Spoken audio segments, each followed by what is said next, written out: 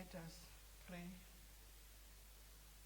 Almighty God, who in your infinite wisdom and providential goodness has appointed the offices of rulers and parliaments for the welfare of society and the just government of mankind, we beseech you to behold with your abundant favor as your servants whom you have been pleased to call to the performance of such important trust in this land.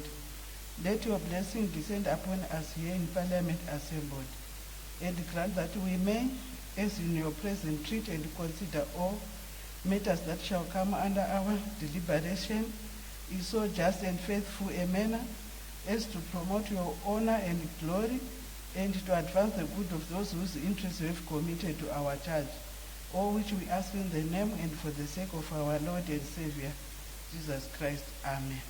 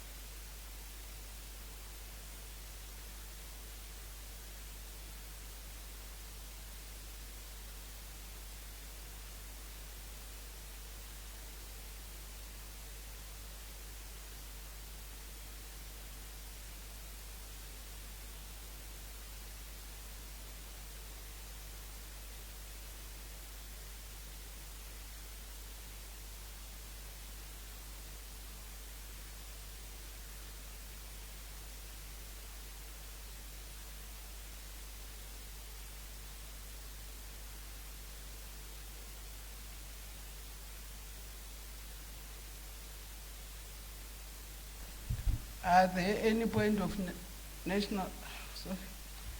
Are there any notices of motions?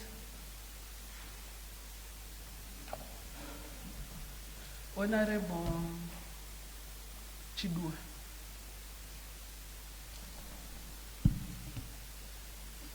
Thank you, Madam Speaker, ma'am.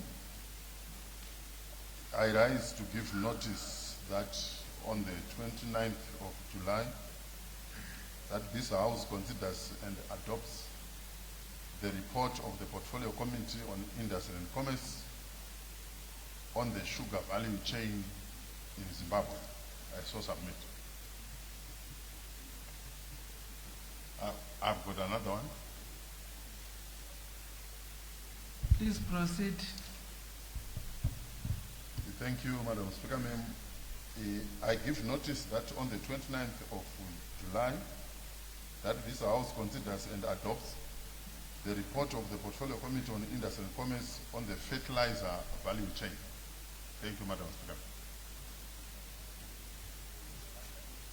Thank you, Honorable Chidua. Honorable Liwayo. Thank you, Madam Speaker.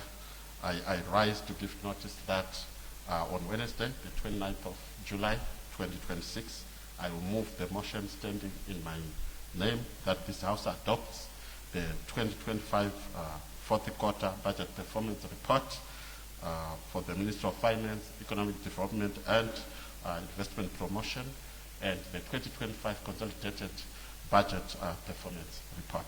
Thank you. Thank you, Honorable Liwayo. Honorable Mutandiji. Thank you, Madam Speaker. Good afternoon. I rise to give notice that on Thursday, 30 July 2026, I will move that this House take note of the report of the 70th session of Commission on the Status of Women held from 9 to 19 March 2026 at the United Nations headquarters, New York City, United States of America. I thank you. Thank you. I recognize Honorable Ima Oneke on point of national interest.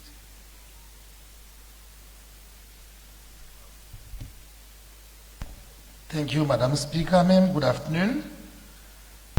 I rise on a point of national interest to highlight a strategic trifecta of developments that occurred this week, signaling a transformative shift in our national economic trajectory the synchronization of our admission into the BRICS New Development Bank, NDB, the resumption of direct flights to London, and the widespread reduction in airfares by major airlines marks a turning point for Zimbabwe's global competitiveness. Madam Speaker, ma'am, our entry into BRICS Bank is a game changer for infrastructure development. It provides Zimbabwe with access to development capital that is not tied to the restrictive conditions of traditional Western institutions. These funds are earmarked for the very infrastructure, that's energy, roads, and rail, that supports our burgeoning aviation and trade sectors. Madam Speaker, ma'am, the skies are opening for Zimbabwe. The resumption of the direct Harare-London route has been met with a significant market response, immediately causing most airlines to reduce their prices. Moreover, Madam Speaker, ma'am, re-establishing the direct link to the United Kingdom, a major global financial hub, simplifies trade and enhances the Zimbabwe's open for business mantra after a 16-year hiatus.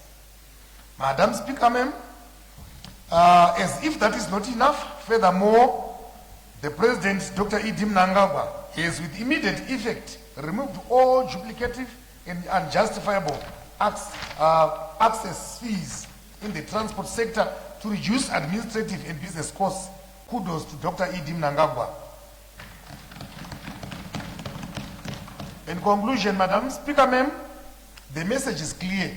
Zimbabwe is becoming more integrated, more visible, more accessible, and more competitive. I urge this August House to support the continued liberalization of our skies and the deepening of our multilateral partnerships, as these are the engines that drive us forward. So I submit.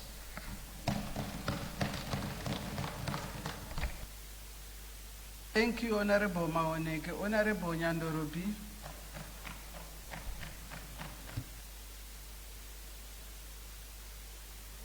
Good afternoon, Madam Speaker. Madam Speaker, today, the 28th of July, 2026, is World Conservation Day. In that regard, Madam Speaker, I rise on a point of national interest to mark this day and to draw the attention of this House to the urgent need to strengthen environmental protection and sustainable management of our natural resources. While we commemorate this important day, we must acknowledge the growing environmental challenges confronting our nation. One of the most pressing concerns is the mushrooming of illegal dump sites in our towns, cities, and rural communities. Despite efforts by local authorities to improve waste management, including partnering with private sector players in refuse collection and recycling initiatives, illegal dumping continues to threaten public health, pollute our environment, and undermine the country's development aspirations. There is need, Madam Speaker, to strengthen enforcement measures. The Environmental Management Agency, EMA, should be adequately empowered with necessary legal authority, financial resources, and operational capacity to effectively deal with individuals and businesses that indiscriminately dump waste in undesignated areas. Stronger penalties and consistent enforcement will help deter will-be offenders to promote responsible waste disposals. Madam Speaker, responsible mining must remain a national priority. Mining activities continue to contribute significantly to our economy, but they must not come at the expense of the environment and the livelihoods of our communities. Some mining operations have left behind open pits, polluted rivers, and degraded land due to poor environmental practices. Madam Speaker, there is also great concern regarding foreign-owned mining companies that have been accused of failing to adhere to environmental regulations and safe mining standards. It is imperative that all investors, regardless of their country of origin, fully comply with Zimbabwe's environmental laws to rehabilitate mined out areas and operate responsibly. No investor should be allowed to place profits above the protection of our environment and welfare of our people. As we observe the National Day Let us reaffirm our collective commitment to protecting our forests, rivers, wildlife, and natural resources for future generations. Environmental conservation is not the responsibility of government alone, but of every citizen, corporate entity, and institutions. I therefore urge the government to continue strengthening environmental governance, empower EMA, support local authorities in waste management, and ensure strict compliance with responsible and sustainable mining practices. I so submit, Madam Speaker. Thank you, Honorable Nyandoro. Honorable Murechu. Good afternoon, Madam Speaker. Good afternoon. I rise on a point of national interest on the profoundly devastating accident that led to the passing on of Highlanders Football Club executive officials and a staunch supporter who perished in a freak road carnage involving multiple cars along the Bulawayo-Harare highway on Wednesday, 22nd of July 2026. Horrifying to unprecedented levels is the fact that the accident was caused by a stray cow, something which could have easily been avoided had the owner of the beast taken care of his or her own animal before it ventured into the road, abruptly ending the lives of our dear people. Madam Speaker, ma'am, night driving is unavoidable. We can't ban it as a measure to reduce road traffic accidents by stray animals. It would be more like closing the toilet in order to stop diarrhea. Neither can we cut down all the trees because a lot of people are committing suicide by hanging themselves on trees. In conveying my condolences to the bereaved families, Highlanders Football Club supporters, and the nation at large, I urge the law enforcement agency to rigorously enforce the provisions of legislation on animals and ensure the owner of this cow is liable under Exio D P2, Exio D Pauperi in terms of the common law. The provisions of the law are adequate to ensure that he or she faces the full wrath of the law. In this case, Madam Speaker, ma'am, the law is very clear. All stray animals must be impounded. All stray owners of the stray animals that cause accidents must be arrested and face the full wrath of the law. All people who steal road wires that are fencing our wires, our wires that are fencing our roads must be arrested. The penalties must serve as a stark reality that it is unlawful to let animals stray on the roads and cause unnecessary loss of lives. In conclusion, Madam Speaker, ma'am, I also want to express my deepest appreciation and gratitude to our kind and listening President who accorded the state assistance to the funerals of our departed football personalities. I thank him mostly, and in doing so, may the nation and the families of the deceased find solace and closure to this sad incident. I thank you, Madam Speaker, ma'am. Thank you, Honorable Murechu. Indeed, it's so sad. May their dear souls rest in eternal peace. Thank you. Honorable Bajela.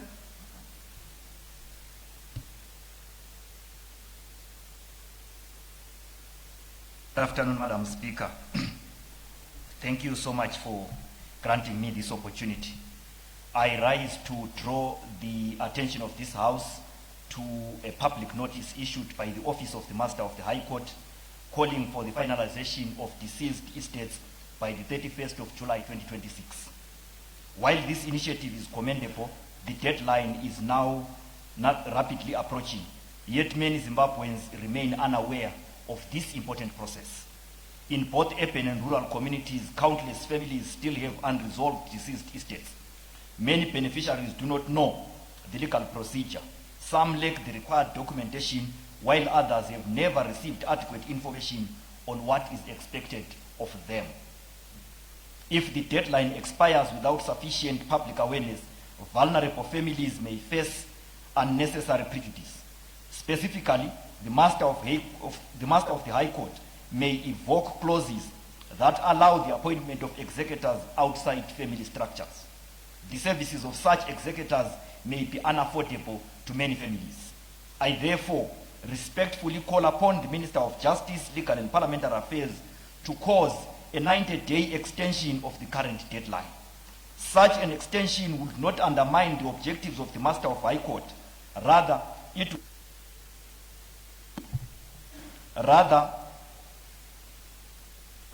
would promote justice by ensuring that citizens are given a fair opportunity to comply.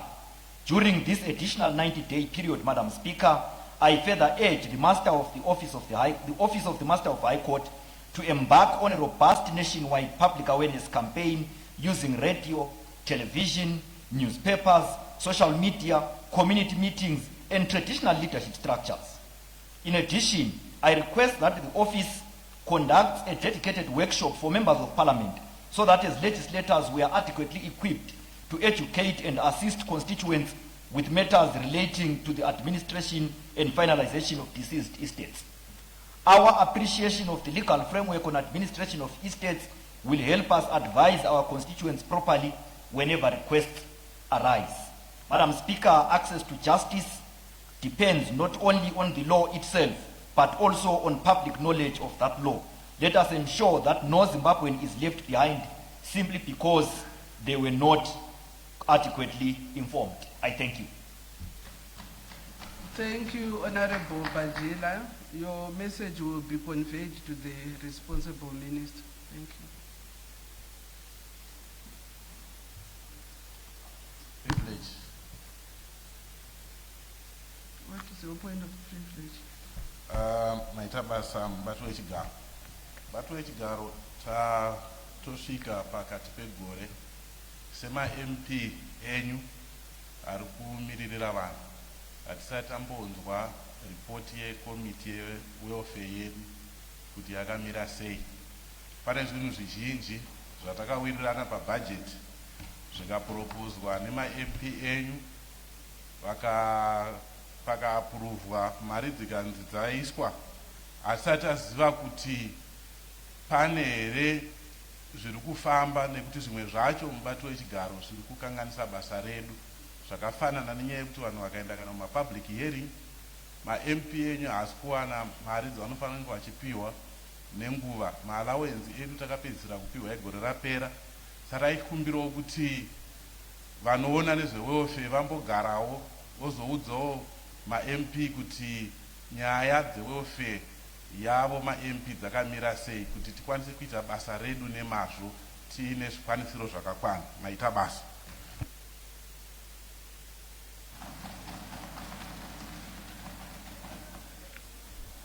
Mazvita Honorable Amauswa, vanoona nezvazvo vachaziviswa, mugozoziviswa kana vagara pasi kuti vanenge vataurirana zvipi kusvika papi. Tinotenda. Honorable Deputy Chief Whip. Good afternoon, Madam Speaker, ma'am. Good afternoon. I move that orders number 1 to 10 be stood over until order number 11 and 12 has been disposed of in that order. I thank you. Who seconds? I second, Madam Speaker. Thank you. Notice of motion number 11, Honorable Minister.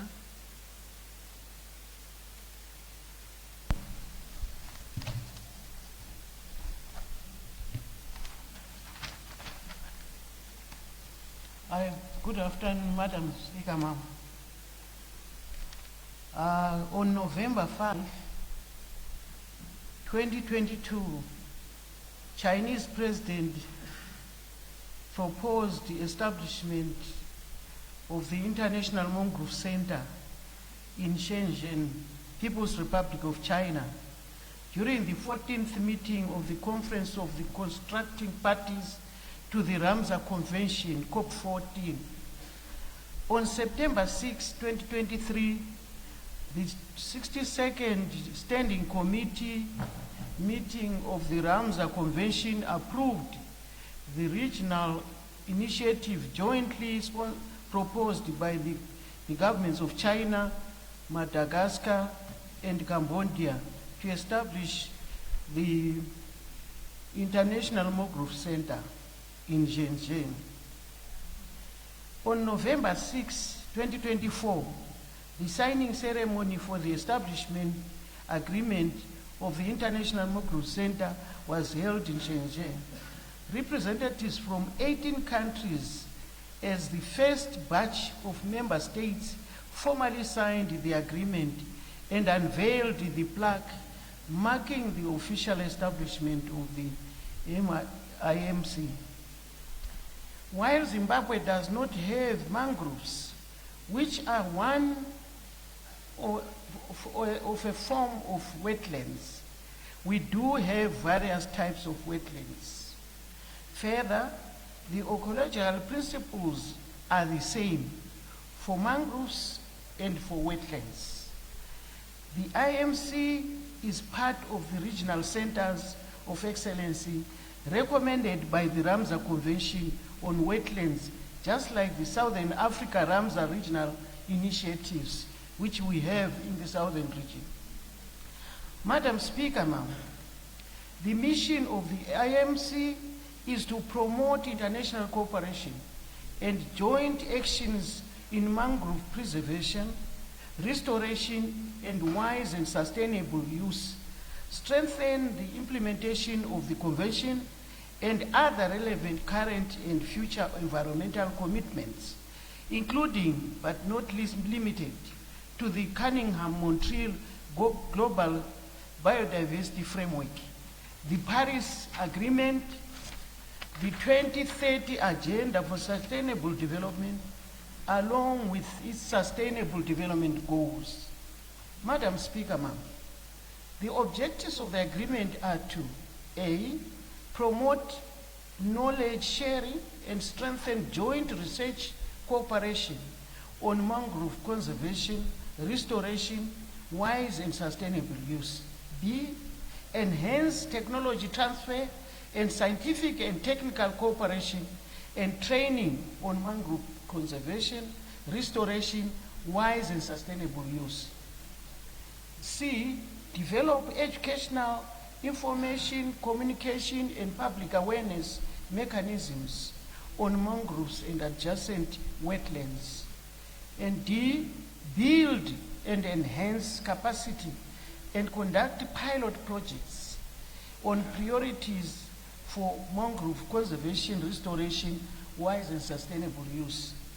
Madam Speaker, the financing of the IMC shall depend on voluntary contributions from the host country and other member states, as well as funds from other channels. The Council shall adopt an annual baseline budget to cover the core staffing and operational costs of the Secretariat. This baseline operational fund shall be provided by the host country. A special fund shall be established exclusively for mobilizing resources to support IMC pilot projects in mangrove conservation and restoration. This special fund shall be managed by an independent committee comprised of major donors. Project proposals shall be reviewed and evaluated by the Secretariat and be recommended to the special fund for consideration upon Council approval. Madam Speaker, this MOU signed between Zimbabwe and China is expected to bring several benefits, including A, strengthening wetland conservation initiatives, enhancing efforts to protect and restore wetlands ecosystem. B, technical and academic exchange programs, facilitating knowledge sharing and capacity building. C, joint research opportunities, collaborating on studies related to forestry, grasslands, and wetland management. D, retooling with state-of-the-art research equipment and capacity development support, upgrading research facilities and training personnel. E, deepen our understanding of mangroves ecosystems and their contribution to global environmental health.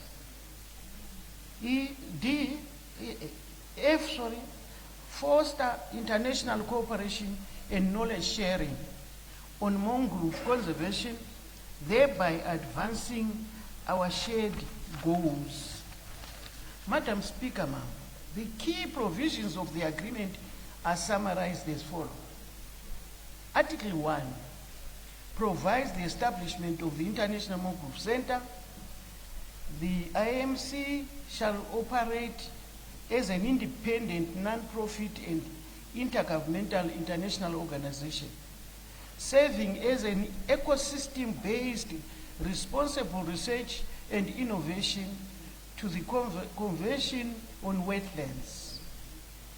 Article 2 indicates that the headquarters of the IMC, with a secretariat as the executing body, shall be located in Shenzhen, the People's Republic of China. Article 3 provides the mission and objective of the institution, of the center, to promote international cooperation and joint actions in mangrove conservation, restoration, and wise use and sustainable use, strengthen the implementation of the Convention on Wetlands and other relevant current and future environmental commitments, including but not limited to the Cunningham-Montreal Global Biodiversity Framework, the Paris Agreement, and the 2030 Agenda for Sustainable Development and its Sustainable Development Goals. Article 4 outlines membership of member states, observers, and withdrawals. Membership is open to convention parties and other interested states. Admission occurs through signature or accession and is provided by silent assent. Each member state shall appoint a focal point person. The Council may suspend or expel members that fail to comply with the Charter or the obligations of the Center. Observers will be from eligible organizations, institutions, private entities, and indigenous and local communities engaged in mangrove conservation and sustainable use. Member states and observers may withdraw by written notice, effective 6 months after notification, without affecting prior obligations. Article 5 outlines that the IMC governance consists of two bodies, which are the Council and the IMC Secretariat, each which is headed by a Director General. Article 6 outlines that the Council is the governing and decision-making body of the IMC and shall be composed of member states, with each member state designating one delegate. The Council holds regular plenary sessions and may convene interim meetings as needed. Article 7 outlines that the Secretariat is located in Shenzhen, the Republic of China, and shall be the executing body responsible for daily operations of the IMC under the authority and guidance of the Council. Article 8 outlines that the financing of the IMC shall depend on voluntary contribution contributions from the host country and other member states, as well as funds from other channels. Article 9 stipulates that the working languages of the IMC shall be Chinese and English. All official documents shall be available in both languages. Interpretation shall be provided at regular council sessions unless an alternative arrangement is agreed upon. Article 10, the IMC shall possess legal personality in all member states, and in particular, the capacity to enter into contracts, acquire and dispose of movable and immovable property, and initiate legal proceedings. Article 11 outlines that the privileges, immunities, and facilities accorded to the IMC within the host country and other member states shall be agreed upon in separate documents. Article 12 outlines the cooperation with member states, international organizations, and other stakeholders. The IMC shall collaborate closely with all member states and, as deemed appropriate under the terms of this agreement, with other international organizations responsible research and innovation, academia, the private sector, civil society organizations, indigenous peoples, and local communities, and other relevant stakeholders. Article 13 stipulates that the host country government is invited to establish an interim secretariat. The interim secretariat shall, prior to the formal entry into force of this agreement, undertake all functions of the secretariat of the IMC. Article 14 provides settlement of disputes whereby all disagreements arising from the interpretation or implementation of this agreement shall be settled in the spirit of amicable cooperation and through friendly consultations. Article 15 provides the amendments by member states at least 6 months prior to a council session. Proposed amendments shall be communicated to the chair of the council through secretariat, which shall then circulate them to all member states at least 4 months before the session of the council consideration, for council consideration. Article 16 outlines the entry into force of this agreement to subject to ratification, acceptance, and approval by signatory states. Madam Speaker, following the extraordinary success of the Convention on Wetlands COP15 in Victoria Falls and the taking over of the Ramsar Convention on Wetlands presidency during the next 3 coming years, Zimbabwe needs to add to the growing momentum for wetland action by highlighting the importance of the urgent need to accelerate investment in protecting, restoring, and wisely use the world wetlands. The country can achieve this faster through partnerships like the joining of the IMC. I thank you, Madam. I so present. Thank you, Honorable Minister. The question before the House is a motion by the Honorable Minister of Environment, Climate and Wildlife as set forth on pages 2091 and 2092 of today's order paper. Is there any debate?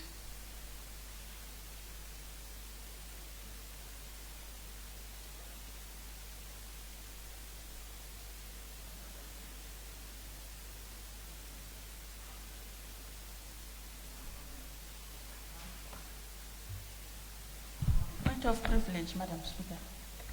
Point of privilege, Honorable Mrombezi. Maitabasa, Madam Speaker.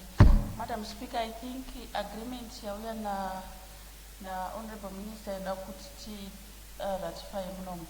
Haina uzenge yamboenda kuti tiitirwe workshop tizive kuti ndezvei. As per ruling yakaitwa naSpeaker kuti matitizi ese nema-agreements tinofana kuitwa workshop. Vanhu voziva vozoya vachidebata munomu. So asati yaitaitirwa izvozvo. Yangopinda izvezvi. Thank you. Clerk.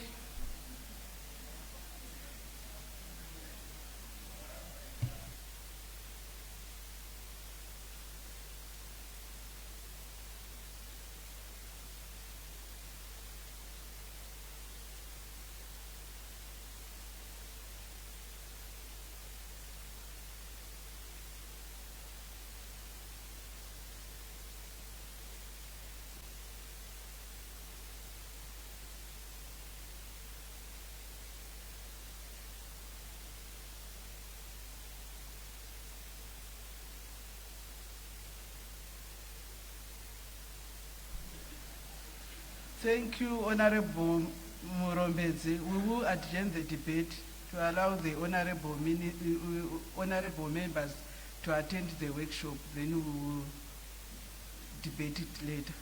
Thank you. Honorable Minister, please may you attend the debate. Madam Speaker, I propose that we attend the debate. I thank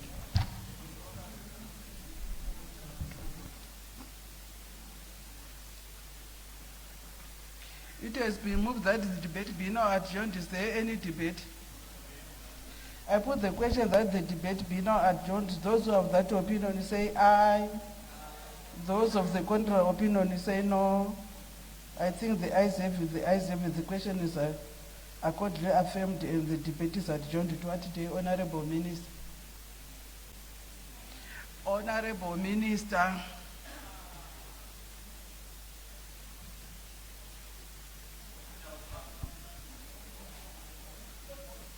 Tomorrow. Thank you.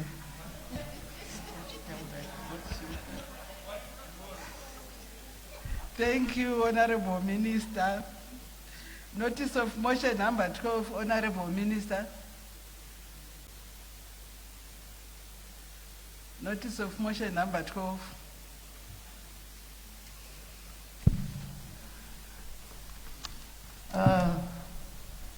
Madam Speaker, ma'am, I again stand here to present to you.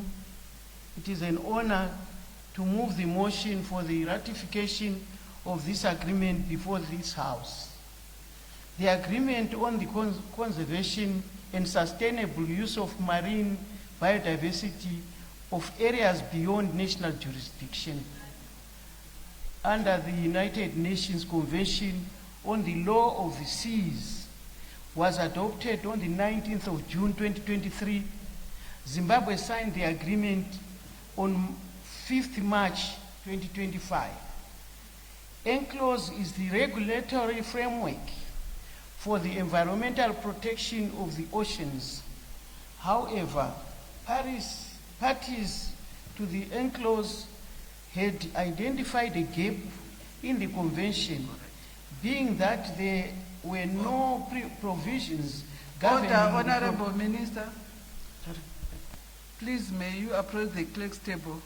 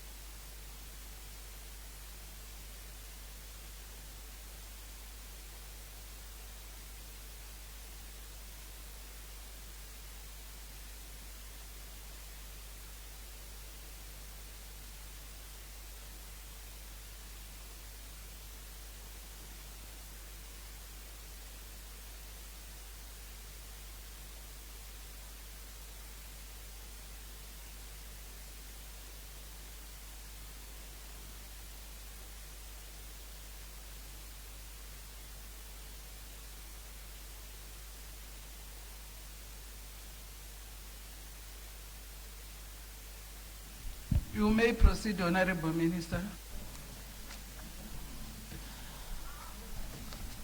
Madam Speaker, I move that whereas Section 327A 2A of the Constitution of Zimbabwe provides that any international treaty which has been concluded or executed by the President's authority does not bind Zimbabwe until it has been approved by Parliament.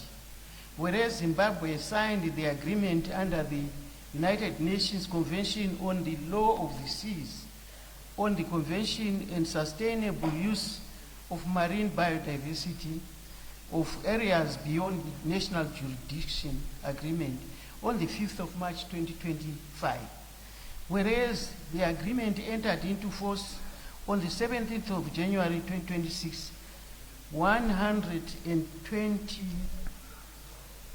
days after the deposit of instruments of ratification by 60 states, and whereas to date 88 states have ratified the agreement. Now therefore, in terms of Section 327(2)A of the Constitution of Zimbabwe, this House resolves that the aforesaid agreement be and is hereby approved for ratification. I so submit. Thank you, Honorable Minister. The question before the House is a motion by the Honorable Minister of Environment, Climate and Wildlife as set forth on page 2092 of today's order paper.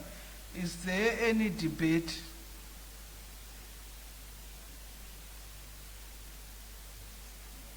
Honorable Minister, may you please adjourn the debate? Suggest the debate tomorrow. I so submit.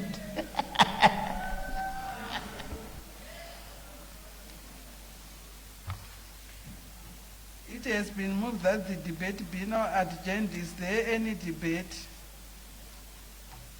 I put the question that the debate be now adjourned. Those who have that opinion will say aye.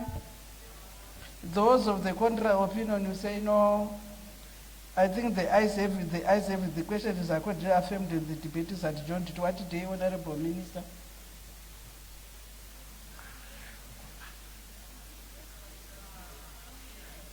To tomorrow, Madam Speaker, ma'am. Thank you.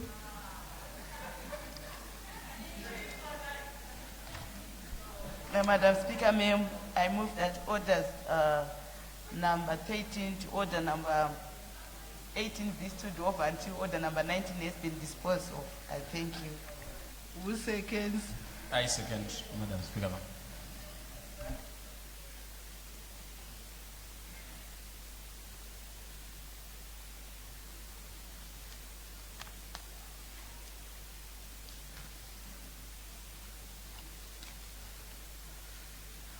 Notice of motion number 19, Honorable Karikoga. Good afternoon, Madam Speaker. Good afternoon. I move the motion in my name as per the order paper. Thank you. Who seconds? I second, Honorable Speaker. Thank you. Honorable Karikoga. Thank you. I represent the report of the 152nd Assembly of the Interparliamentary Union and related meetings held in Istanbul, in Turkey, from the 18th to the 23rd of October 2025. The 152nd Assembly of the Interparliamentary Union, IPU, and related meetings was convened from the 14th to the 19th of April 2026 in the magnificent and historic city of Istanbul in Turkey under the apt theme nurturing hope, securing peace, and ensuring justice for future generations. Against the backdrop of unfolding geopolitical tensions and ongoing wars globally, but particularly in the Middle East, that have been that have been undermining humanitarian consequences, this statutory assembly offered a unique opportunity for participating lawmakers to pronounce themselves eloquently in advancing peaceful solutions to global war conflicts and within the auspices of parliamentary diplomacy. The Parliament of Zimbabwe was ably led by Honorable Advocate Jacob Francis Zwidamilimo Mudenda, Speaker of Parliament, Honorable Mabel Memory Chinomona, President of the Senate, was also in attendance. They were also accompanied by the following members of Parliament. One, Chief Mushane Lucas Kumalo, member of the IPU Standing Committee on Sustainable Development. Honorable Tsitsi Veronica Muzenda, member of the IPU Standing Committee on Democracy and Human Rights and Forum of Women Parliamentarians. The third one was Honorable Sengezo Chabangu, member of the IPU Youth Committee and the IPU Standing Committee on Sustainable Development. Honorable Luciomo Nyelele, member of the Forum of Young Parliamentarians and IPU Standing Committee on United Nations Affairs. Honorable Maureen Kademaunga, member of the Working Group on Science and Technology, the Forum for Young Parliamentarians and May the honorable member be heard in silence. And the IPU Standing Committee on United Nations Affairs. Honorable Jonah Nyelele was also in attendance, member of the Forum of Young Parliamentarians and IPU Standing Committee on Peace and International Security. And Honorable Tawanda Karikoga, member of the IPU Standing Committee on Democracy and Human Rights. The Tawanda Karikoga mentioned today is myself. Zimbabwe's ambassador to Turkey, Ambassador Alfred Mutiwazuka, supported the delegation's participation at the 152nd Assembly of the IPU and related meetings. In a comprehensive briefing to the presiding officers, Ambassador Mutiwazuka mentioned on key operations of the embassy as escorted within the ambit of the foreign policy thrust of the Second Republic. Additionally, Ambassador Mutiwazuka informed of his fruitful engagements with the Speaker of the Grand National Assembly of Turkey, as well as the Chairman of the Zimbabwe-Turkey Parliamentary Association, Honorable Kadem Mete. In this regard, he recommended the renewal of relations between the two legislatures to deepen mutually beneficial parliamentary cooperation. In furtherance of the parliamentary diplomacy, Speaker Mudenda interfaced with some of his counterparts on the sideline of the 152nd Assembly of the IPU and related meetings, notably His Excellency Brahim Bugali, Speaker of the Algerian People's National Assembly, and Honorable Milton Dick, Speaker of the Australian House of Representatives.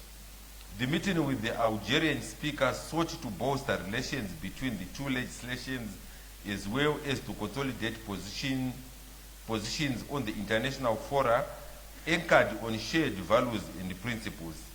In this spirit, Speaker Mudenda placed Zimbabwe's support for Honorable Dr. Fateh Boutbig, Algeria's candidate for the position of the President of the Pan-African Parliament, PAP. During the interface with Honorable Dick, the Australian Speaker shared the positive development of the launch of Zimbabwe-Australia Parliamentary Friendship Association, headed by a vibrant Member of Parliament who is keen on strengthening relations between the two legislatures. The launch paves the way for exchanges between the two legislatures. We'll go to the SADC group and the Africa geopolitical group meetings. The SADC group was expectedly chaired by Speaker Mudenda, affectionately known as the Dean of Speakers, in the absence of the substantive SADC PF chair, Honorable Speaker Randia Soloniako Thierry Siteni of Madagascar. Notably, the SADC group resolved to support the proposal for an emergency item submitted by the delegations from Qatar, Australia, Turkey, France, Brazil, Zambia, with the support of the Arab group, entitled "The Urgent Need for Concerted Parliamentary Efforts to Preserve Ceasefires and Support Peace Building." For its all-encompassing approach, which affirms the SADC region's position of fostering sustainable global peace through dialogue. Furthermore, the SADC group solidly endorsed the candidature of Ambassador Andra Philip of Romania for the position of Secretary General, is duly informed by vast experience within the ecosystem of IPU, augmented by career diplomat status. Of special note is the above decisions were made further endorsed by the Africa Geopolitical Group meeting. The key outcomes of the Governing Council. The 217th session of the Governing Council of the IPU held 2 sittings during the 152 assembly of the IPU in related meetings. As the decision-making body of the IPU, the Governing Council pronounced themselves on the following key issues.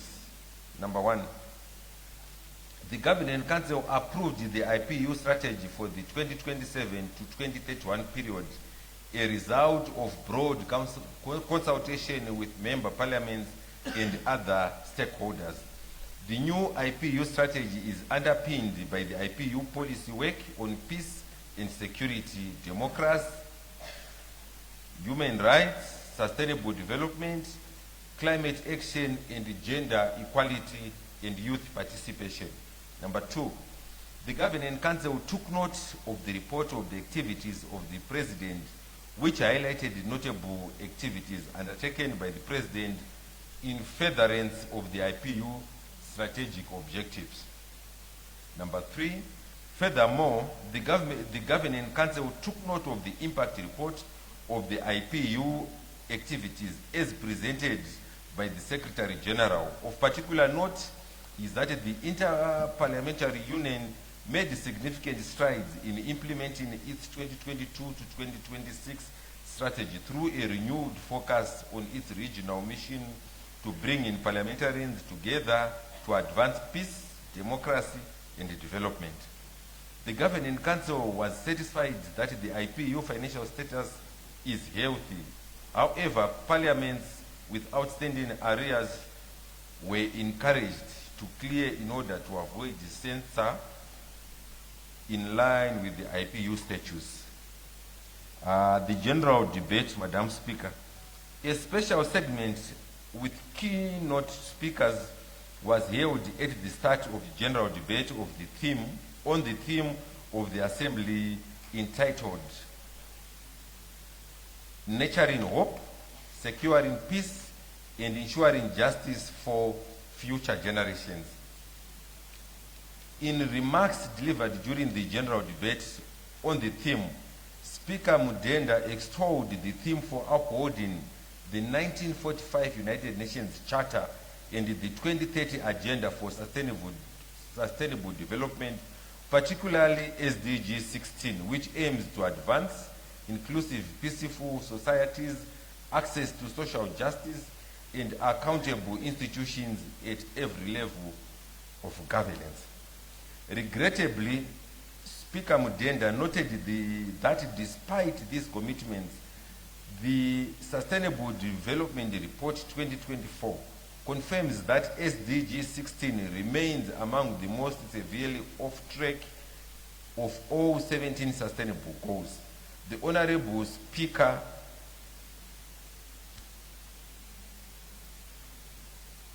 mentioned the scale of today's humanitarian and security crisis, citing the United Nations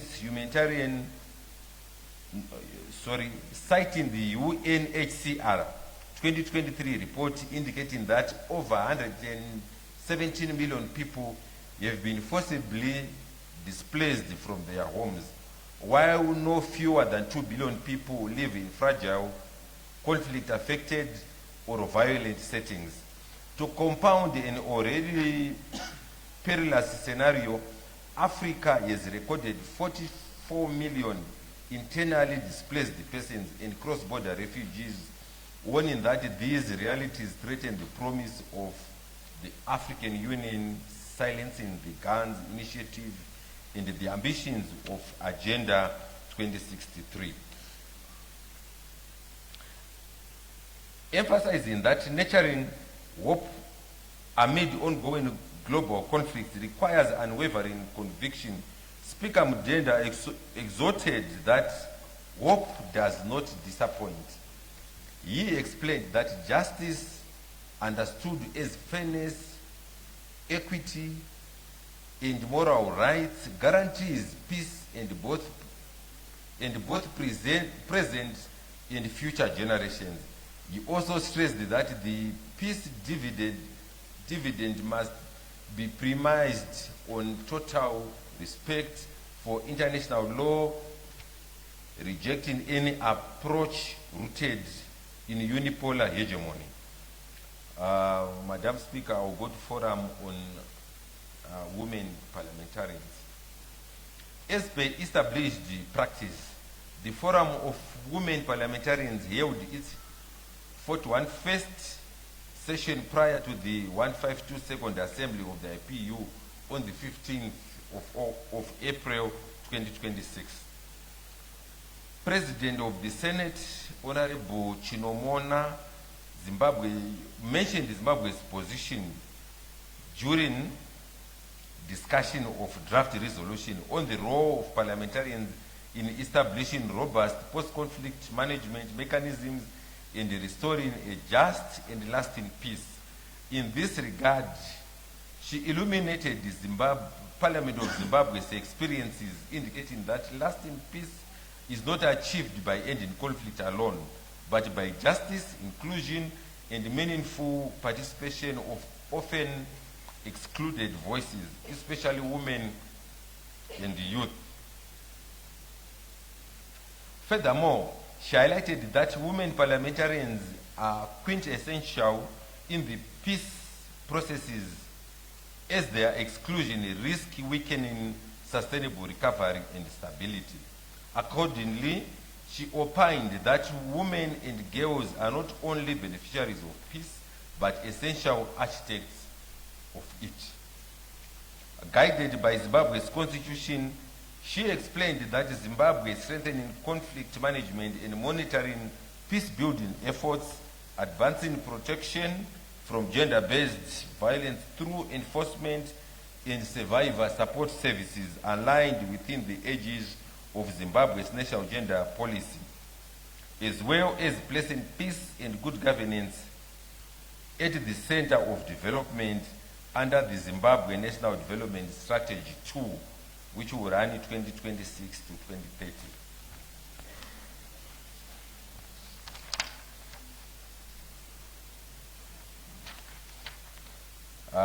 Madam Speaker, I will read on the meetings of statutory bodies of the IPU. The Zimbabwe delegation also contributed in the wake of the 152 Second Assembly of the IPU through participation in meetings of statutory bodies of the IPU, namely 1. Standing Committee of Peace and International Security, 2. Standing Committee on United Nations Affairs, 3. Standing Committee on Sustainable Development, 4. Standing Committee on Democracy and Human Rights, 5. Forum of Young Parliamentarians. 6. Working Group on Science and Technology and Committee on Health. Additionally, Honorable Karikoga represented the Honorable Speaker at the 5th Non-Aligned Movement Parliamentary Network Conference held on the sidelines of the 152 Assembly meetings of the IPU and related meetings under the theme Climate Resilient Urbanization. In his address to the conference, Honorable Karikoga shared Zimbabwe's experience, challenges and commitments in advancing climate resilient urbanization, a pressing and localized issue that demands urgent action. To that an extent, Honorable Karikoga highlighted that Zimbabwe is driving a climate resilient urbanization through robust laws, policies, and oversight anchored in Section 73 of the Constitution of Zimbabwe, which enshrines the right to a healthy environment for all citizens. The outcomes of the 152 Assembly of the IPU. In a historic first, Ambassador Under Philip of Poland was overwhelmingly elected the 9th Secretary General of the IPU, the first woman to hold the post of the IPU's 137-year history. She is also the first Eastern European to hold the distinguished position. Ambassador Philip will succeed Mr. Martin Chungong of Cameroon, whose third and final term ends on 30 June 2026. Ambassador Philip brings wealth of experience, skills and expertise to the IPU, having served within the IPU Secretariat in various capacities for over 2 decades.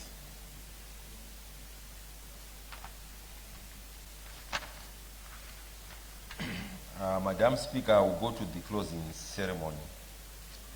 At the closing ceremony of the IPU member parliaments, represented by the President of the IPU and the chairpersons of the geopolitical groups, offered emotional messages to the outgoing Secretary General in which they appreciated his commitment to the work of the IPU through many milestones he recorded, including promoting gender parity, youth inclusion in activities of the IPU, implementation of the IPU strategy, and promotion of global peace through dialogue and parliamentary diplomacy. Recommendations of the committee. The Portfolio Committee on Foreign Affairs and International Trade should follow up on the engagements the Honorable Speaker had with the counterparts from Egypt and Australia. Indeed, the exchanges unlocked unlimited opportunities to enhance existing relations and exchange parliamentary best practices within the framework of parliamentary friendship associations.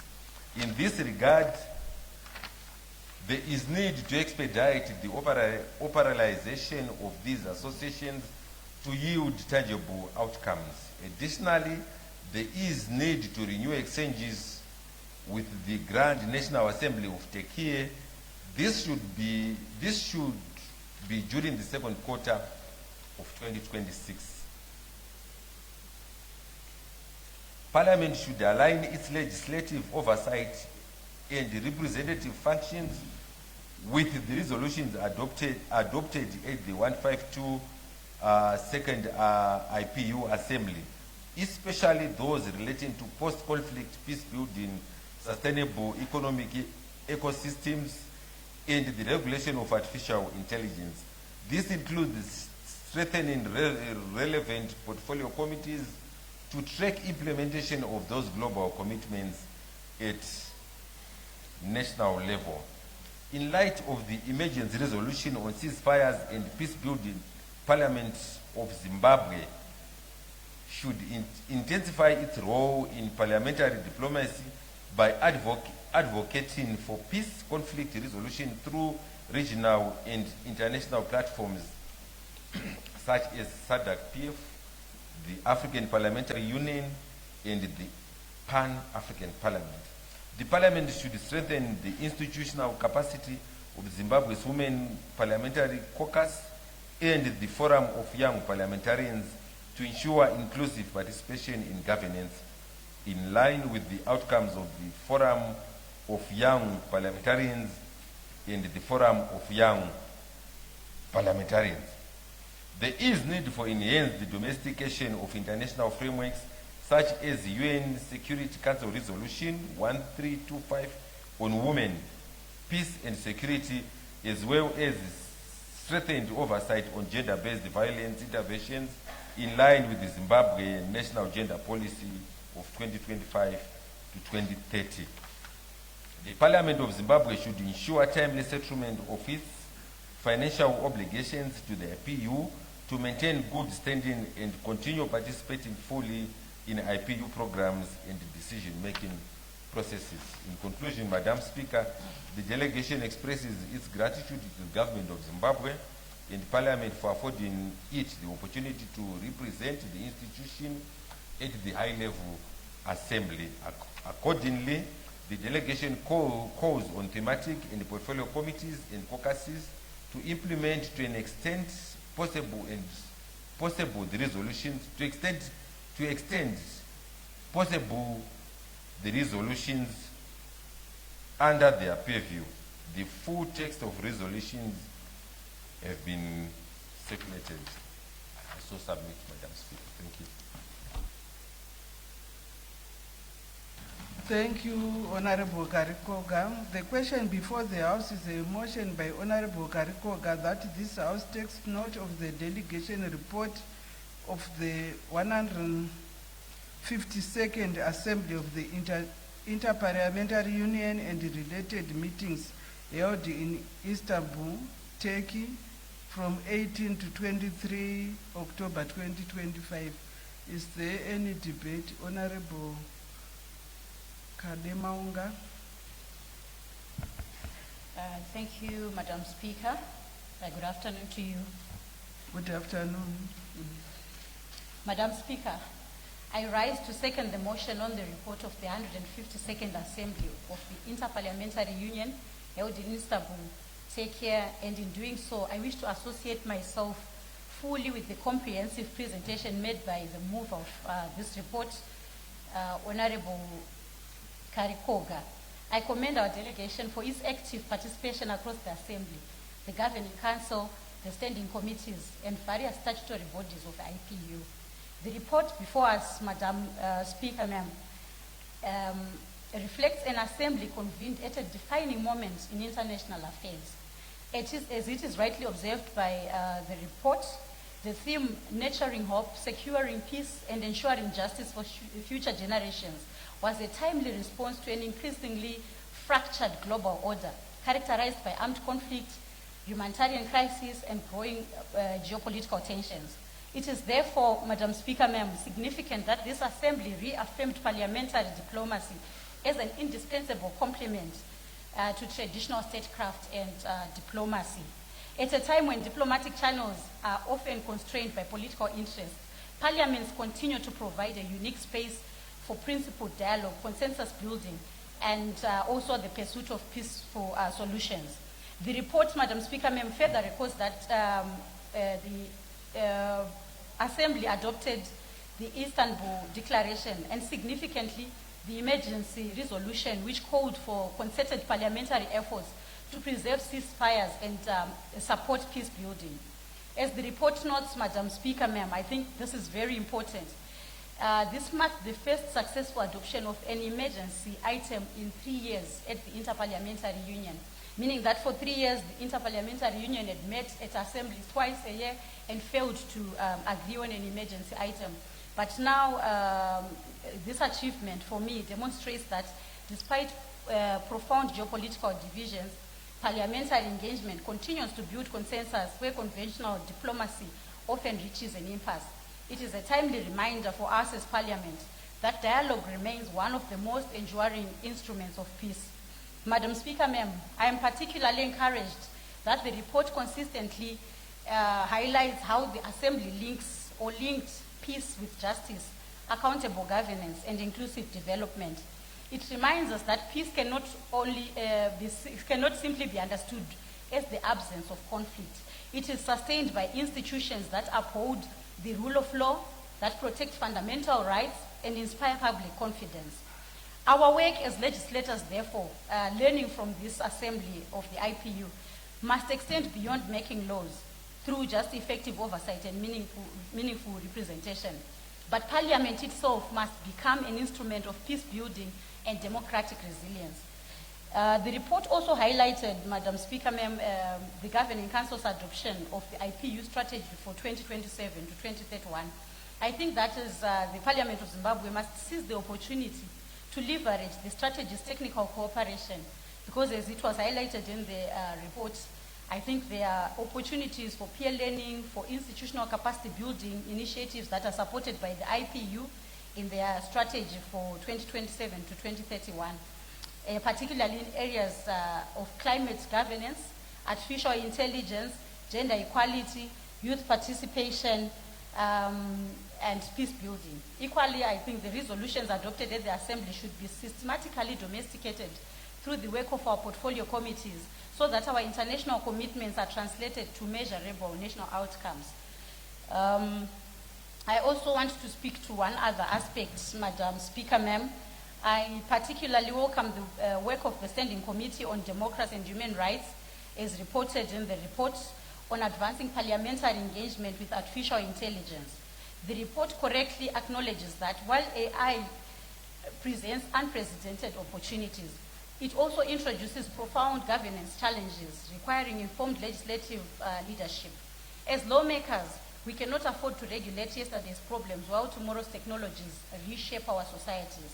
Madam Speaker, ma'am, Parliament of Zimbabwe should therefore, or ourselves, we should therefore move towards a comprehensive legislative framework on artificial intelligence, data governance, and algorithm accountability that protects citizens' rights and promotes responsible innovation and ensures transparency in the deployment of AI within both the public and private sectors, learning from the engagements that we had at the IPU Assembly. I just want to quickly also say that the Parliament of Zimbabwe is, the Parliament of Zimbabwe, I think these recommendations that were given in the report and what I am also speaking about, they resonate strongly with the direction of our own parliament at this point, through the establishment of the Committee of the Future under the CSRO framework. This is a progressive institutional reform that should now be adequately capacitated with strategic foresight, expertise, technology assessment capabilities, and robust research support to strengthen anticipatory governance. In an area of rapid technological disruption, Parliament must be equipped not merely to respond to change, but to anticipate it and to shape it through evidence-based lawmaking and oversight. Just the last thing that I want to speak to as I second this report, Madam Speaker, ma'am, and this is very important, I think, for Parliament to note. It was mentioned in the report, but this is a milestone. I wish to highlight what I consider one of the defining moments of the Interparliamentary Union, the election of Ambassador Anda Philippe as the first female Secretary General of the IPU in its 137 years history. There's never been a female Secretary General. She is the first one to be elected at this IPU, and I really think it deserves a round of applause. Thank you. It is a matter of pride, of particular pride, that the Zimbabwean delegation, under the leadership of the Honorable Speaker Advocate Mudenda, unequivocally supported a candidature right from the start in the SADC group, in the Africa group, and in a subsequent election at the General Assembly. In doing so, I believe our delegation affirmed a principle that should continue to define Zimbabwe's engagement in multilateral institutions, but also that should continuously define our, how we do things in this house. That leadership is neither conferred or constrained by gender, but it is earned through competence, integrity, and the capacity to serve. The historic election was therefore not a mere milestone for women. It was a triumph of meritocracy, an affirmation that representative institutions like parliaments are strongest when they recognize excellence above all else. Madam Speaker, ma'am, This report demonstrates that Zimbabwe continues to make meaningful contributions to global parliamentary discourse and parliamentary diplomacy, while simultaneously drawing valuable lessons that can strengthen our own institutions. The true value of our participation, however, will ultimately be measured by our ability to domesticate these commitments, all those recommendations that were given in the report, through stronger legislation, more effective oversight, and institutions that are responsive to the aspirations of our people. Parliamentary diplomacy, Madam Speaker, ma'am, achieves its highest purpose when international engagement produces tangible national progress and does not just end in reports. With these observations, Madam Speaker, ma'am, I have the pleasure and the honor to second the motion and the report by Honorable Kariko. I so submit. Further debate, recognize Government Chief. Madam Speaker, ma'am, I move that the debate be not. Who seconds? I second, Madam Speaker. It has been moved that the debate be now adjourned. Is there any debate? I put the question that the debate be now adjourned. Those who have that opinion say aye. Those of the contrary opinion say no. I think the ayes have it. Ayes have it. The question is accordingly affirmed and the debate is adjourned. To what day, Deputy Chief Whip? To tomorrow, Madam Speaker, ma'am. To tomorrow. Madam Speaker, ma'am, I move that we proceed to order number 20, 21, and 22 in that order. I thank you. Who seconds? I second, Madam Speaker. Notice of motion number 20, Honorable Malinganiso. I move the motion in my name. Who seconds? I second, Madam Speaker. I call upon Honorable Malinganiso to move his motion. Thank you, Madam Speaker. Ma'am, I rise to present a report of the Portfolio Committee on Public Service, Labour and Social Welfare as joined with the Thematic Committee on Human Rights on the rights of persons with disabilities in Zimbabwe. Madam Speaker, ma'am, the pursuit of universal human rights and human dignity remains an unfinished global endeavor, and the inclusion of persons with disabilities stands as one of its most pressing and defining chapters. Globally, over 1.3 billion people, which is about 16% of the world's population, experience significant disability, and persons with disabilities are disproportionately excluded from education, employment, healthcare, and social participation. The Constitution of Zimbabwe, in particular Section 22, guarantees equality and non-discrimination and expressly protects the rights of persons with disabilities, requiring the state to take proactive measures to promote their inclusion in all spheres of life. Zimbabwe's development agenda situates disability inclusion within its human capital, social protection, and economic empowerment priorities. The national vision articulated in Vision 2030 envisages an inclusive, equitable society where all citizens contribute to and benefit from national prosperity. According to the Zimbabwe 2022 Population and Housing Census report, disability prevalence is estimated at approximately 9.5% of the national population, underscoring the significant scale of inclusion that development planning must address. Yet, persons with disabilities continue to face systemic barriers, ranging from inaccessible infrastructure and social services to exclusion from formal employment and political life. Against this backdrop, the Joint Portfolio Committee on Public Service, Labour and Social Welfare and the Thematic Committee on Human Rights undertook an inquiry to evaluate whether existing legislative, policy and administrative measures align with international standards, the Constitution of Zimbabwe, and the national development imperatives, as well as identifying gaps that must be addressed to translate formal commitments into meaningful lived inclusion for persons with disabilities. The objectives of the inquiry, Madam Speaker, ma'am, were to assess the welfare and living conditions of persons with disabilities in institutions and communities, assess the impact of social welfare grants and other assistive devices afforded to persons with disabilities, proffer recommendations on enforceable reforms that ensure the full inclusion and equal participation of persons with disabilities. And in terms of the methodology, Madam Speaker, ma'am, oral evidence meeting with the Ministry of Public Service, Labour and Social Welfare and persons with disabilities persons with disabilities interest groups were done. Fact-finding visits to centers of persons with disabilities were also conducted, and also public hearings.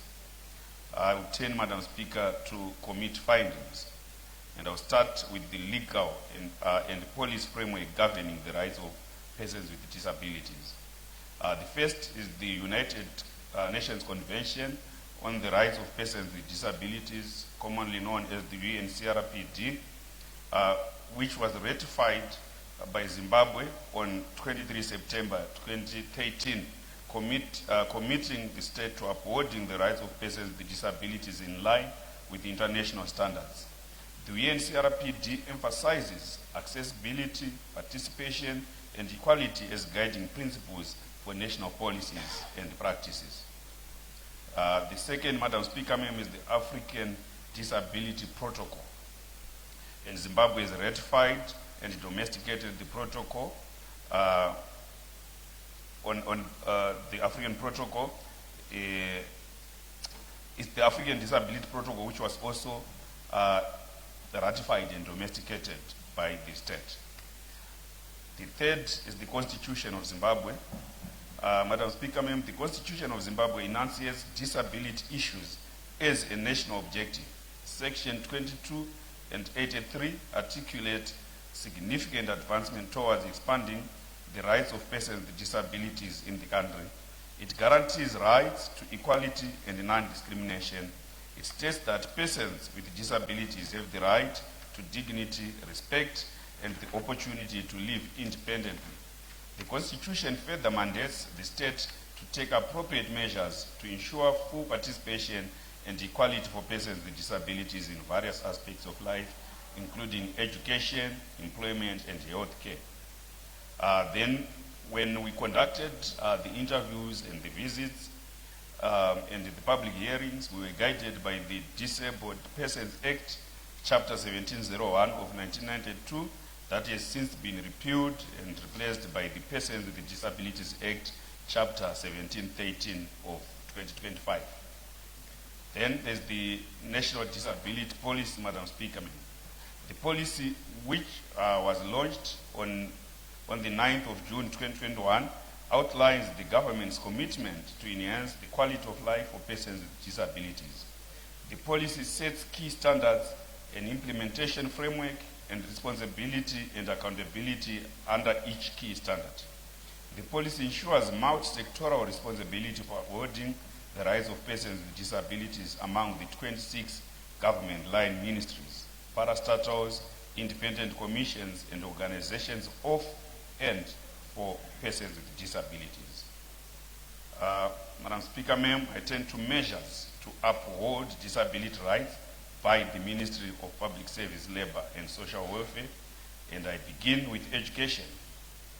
The ministry submitted that they pay tuition for children with disabilities through the Basic Education Assistance Module, commonly known as BEAM, from early childhood learning to advanced levels, including boarding fees for special schools and examination fees. The same support is available for college, universities, and vocational training fees, with the ministry paying for tuition and boarding fees up to master's level. The ministry also administers 3 vocational training schools that offer free accommodation, tuition, and food for students with disabilities. The institutions are Loden Lodge, School for Girls, Ruwa National Rehabilitation Center, and Beatrice National Rehabilitation Center. Then we have the Disability Revolving Loan. The Disability Revolving Loan, Madam Speaker, ma'am, is provided to entrepreneurs with disabilities to access loans without need for a guarantor.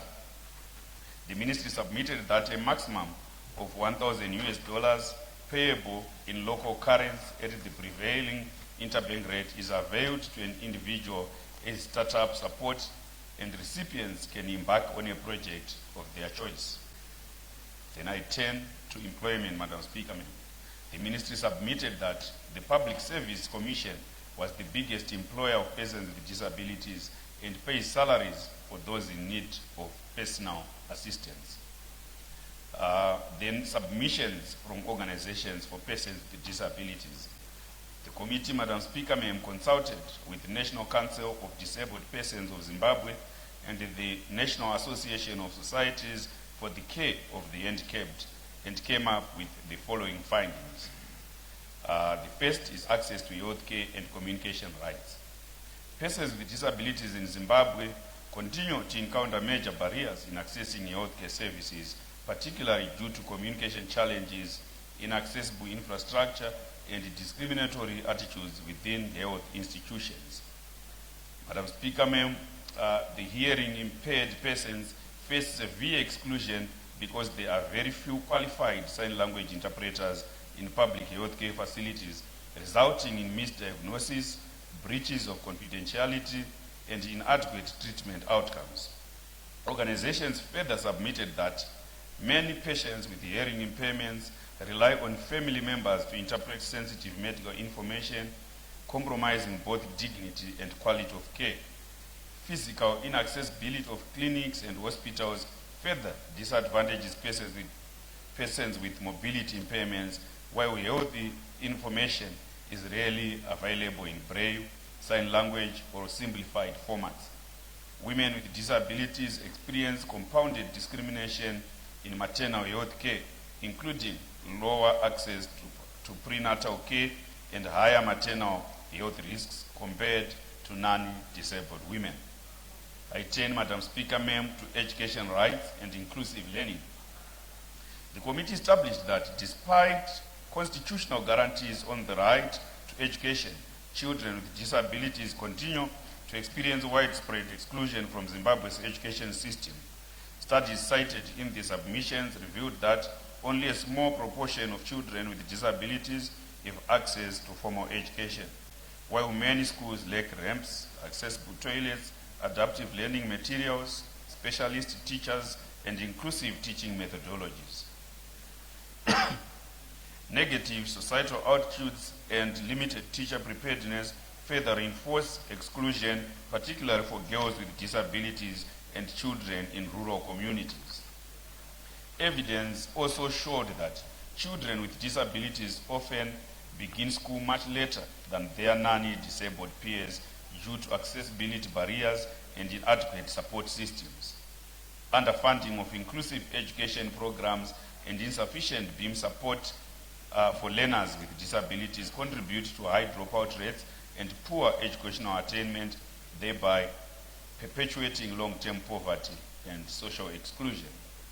I turn, Madam Speaker, to transport accessibility and mobility rights. Transport systems in Zimbabwe remain largely inaccessible to persons with disabilities, limiting their participation in education, employment, healthcare, and community life. Public buses, combis, and transport terminals often lack wheelchair access, auditory and visual communication systems, and other universal design features necessary for inclusive mobility. Disability organizations highlighted that many transport operators discriminate against passengers with disabilities, while accessible private transport alternatives are significantly more expensive, deepening economic hardship. Urban infrastructure, such as narrow pavements, overcrowded streets, and inaccessible public buildings, further compound mobility challenges.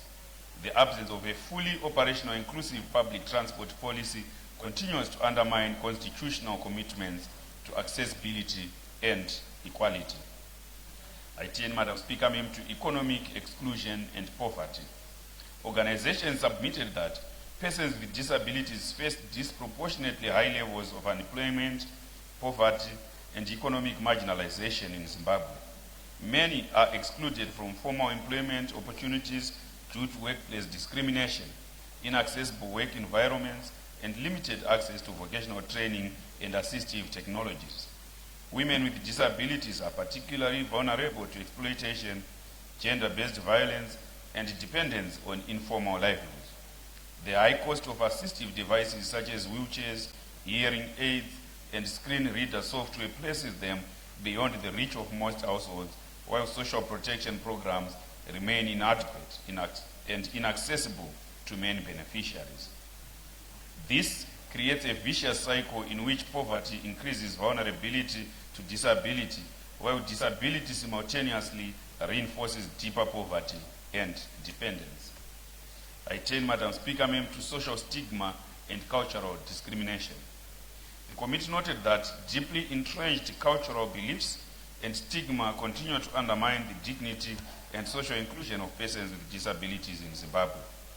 Disability is often associated with witchcraft, punishment, or misfortune, leading to discrimination, isolation, and exclusion from community activities and decision-making processes. Women and girls with disabilities face heightened risks of abuse, neglect, and gender-based violence due to harmful stereotypes that portray them as dependent or incapable. Such stigma discourages many persons with disabilities from seeking health care, education, employment, and justice services, thereby reinforcing exclusion and marginalization.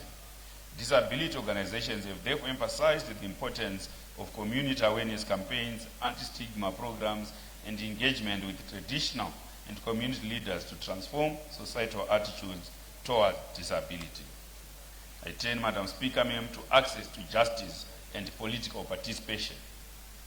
Organizations submitted that access to justice remains limited for many persons with disabilities due to inaccessible courts, police stations, legal procedures, and communication systems.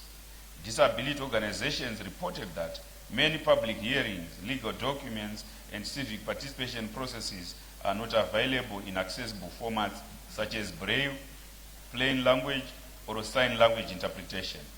Political representation of persons with disabilities also remains significantly low despite constitutional commitments to inclusion.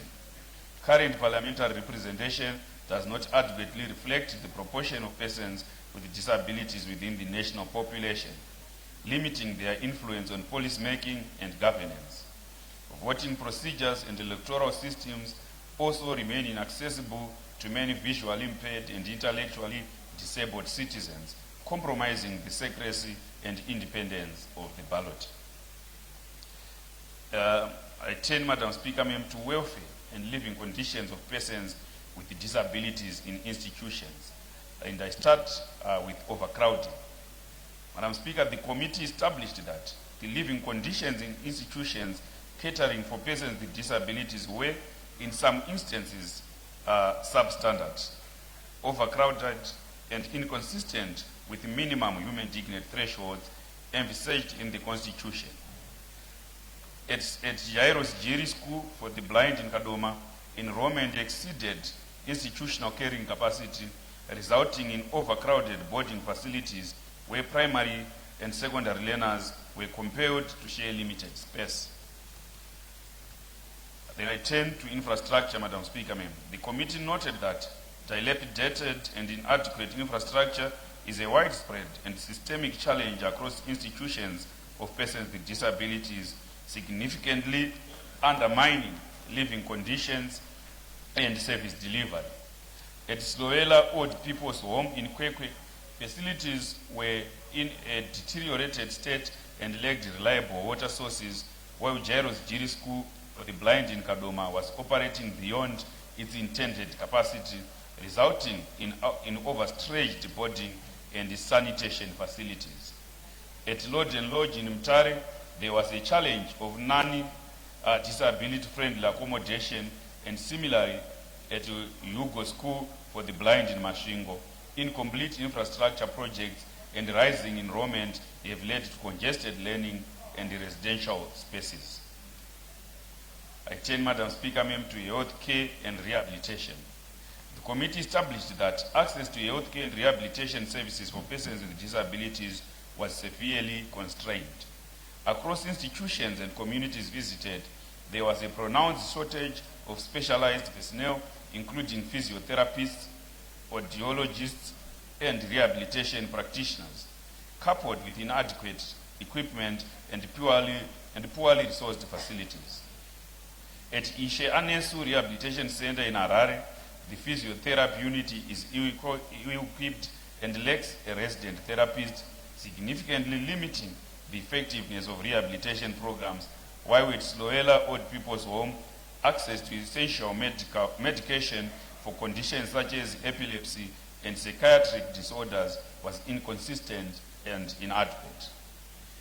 From the public consultations, the committee further noted that the near absence of sign language interpretation services across public health institutions constituted a functional barrier to healthcare access for persons with hearing impairments, effectively excluding them from meaningful interaction with health professionals. Public submissions also highlighted the centralization of specialized services, which forces individuals in rural areas to travel long distances to access care, thereby increasing financial and logistical burdens. I turn, Madam Speaker, Ma'am, to assistive devices. The committee noted that access to assistive devices for persons with disabilities remains highly constrained, fragmented, and inequitable, thereby limiting independence and effective participation in education, economic activities, and community life.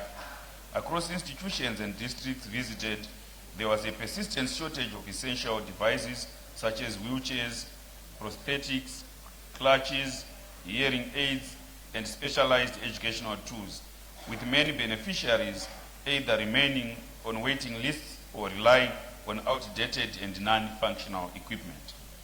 At Sloela Old People's Home, residents lacked adequate assistive devices, including functional wheelchairs and prosthetics. Submissions given by the public in different provinces indicated that requests processed through social welfare systems were not fulfilled, indicating administrative inefficiencies and weak follow-through mechanisms. Public hearings further revealed that the cost of acquiring assistive devices is prohibitively high for most households, effectively excluding persons with disabilities from accessing essential support, while concerns were also raised regarding inequitable distribution and instances of misallocation. The institutions also submitted that the absence of a coordinated national procurement and distribution framework has resulted in over-reliance on donor support and ad hoc interventions which are neither sustainable nor predictable. I turn, Madam Speaker, Ma'am, to skills training and development, and I start with specialized learning material. The committee established that the availability and adequacy of specialized learning materials for learners with disabilities remain critically insufficient, thereby undermining the delivery of inclusive and equitable education.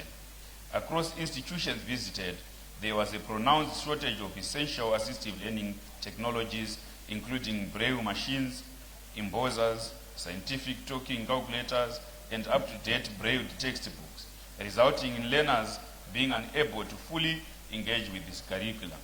At Jairos Jiri School for the Blind in Kadoma, limited access to braille learning materials left learners lagging behind in the implementation of the updated curriculum, while the high cost of procuring and maintaining braille equipment continued to constrain the institution's capacity.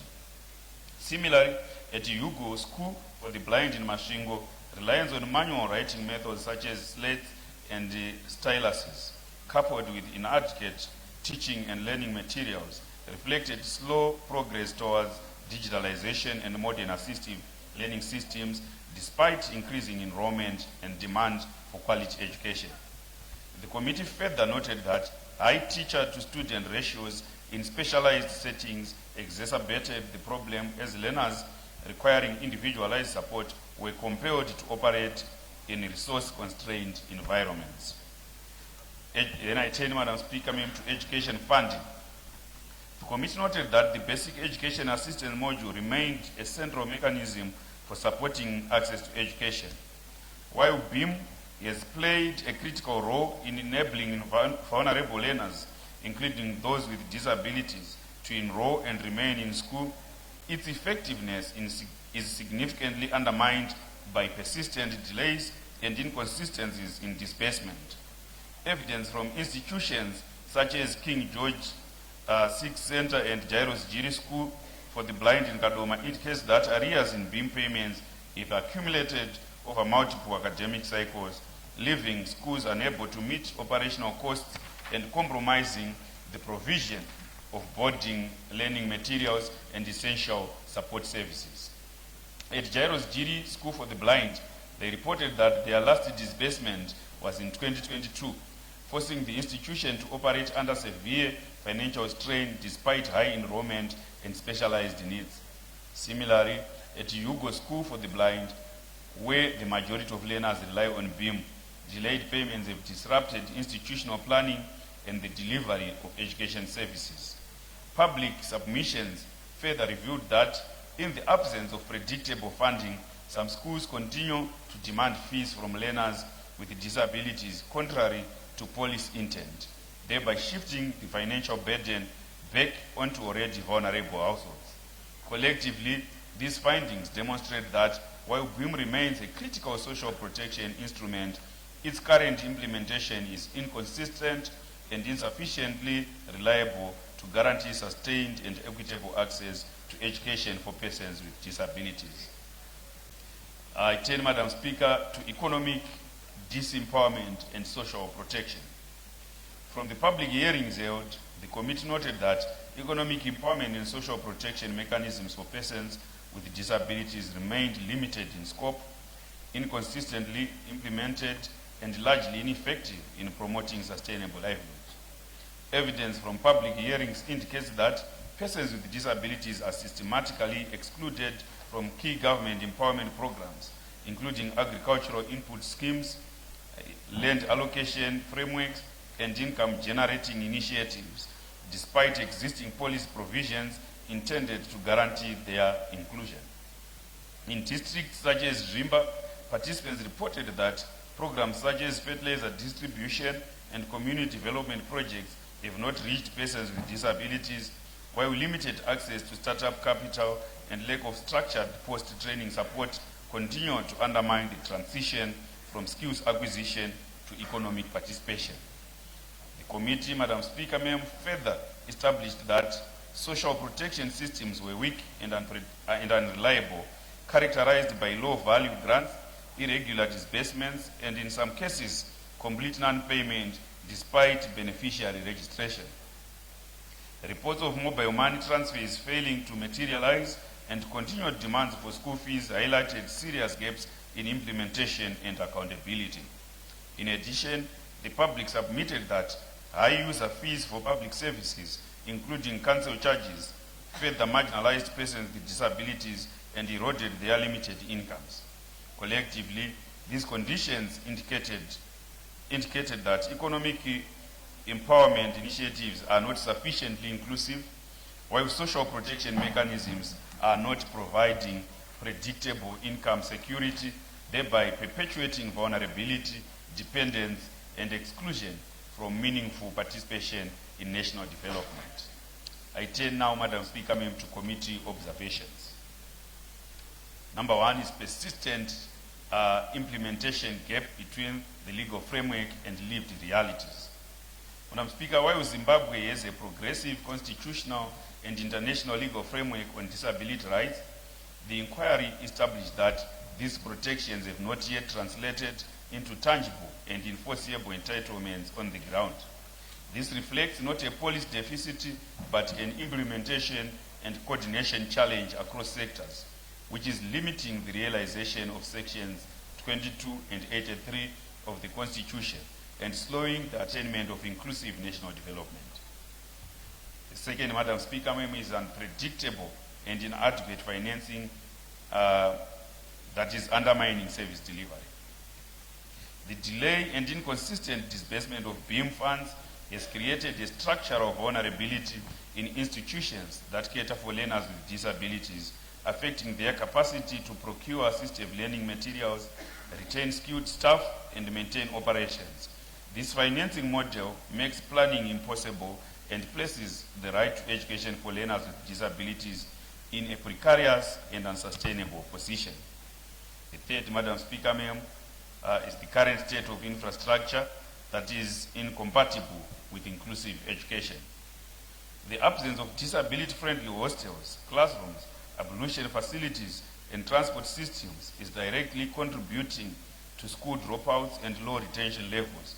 This indicates that inclusion is being pursued within an infrastructure framework that was not designed for diversity, thereby structurally excluding learners with disabilities despite the existence of inclusive education policies.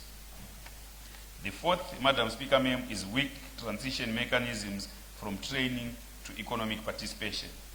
Although rehabilitation and vocational training centers are imparting valuable skills, there is no clear pathway into tertiary education, entrepreneurship, or formal employment due to lack of startup capital, high cost of support services, and absence of deliberate labor market linkages.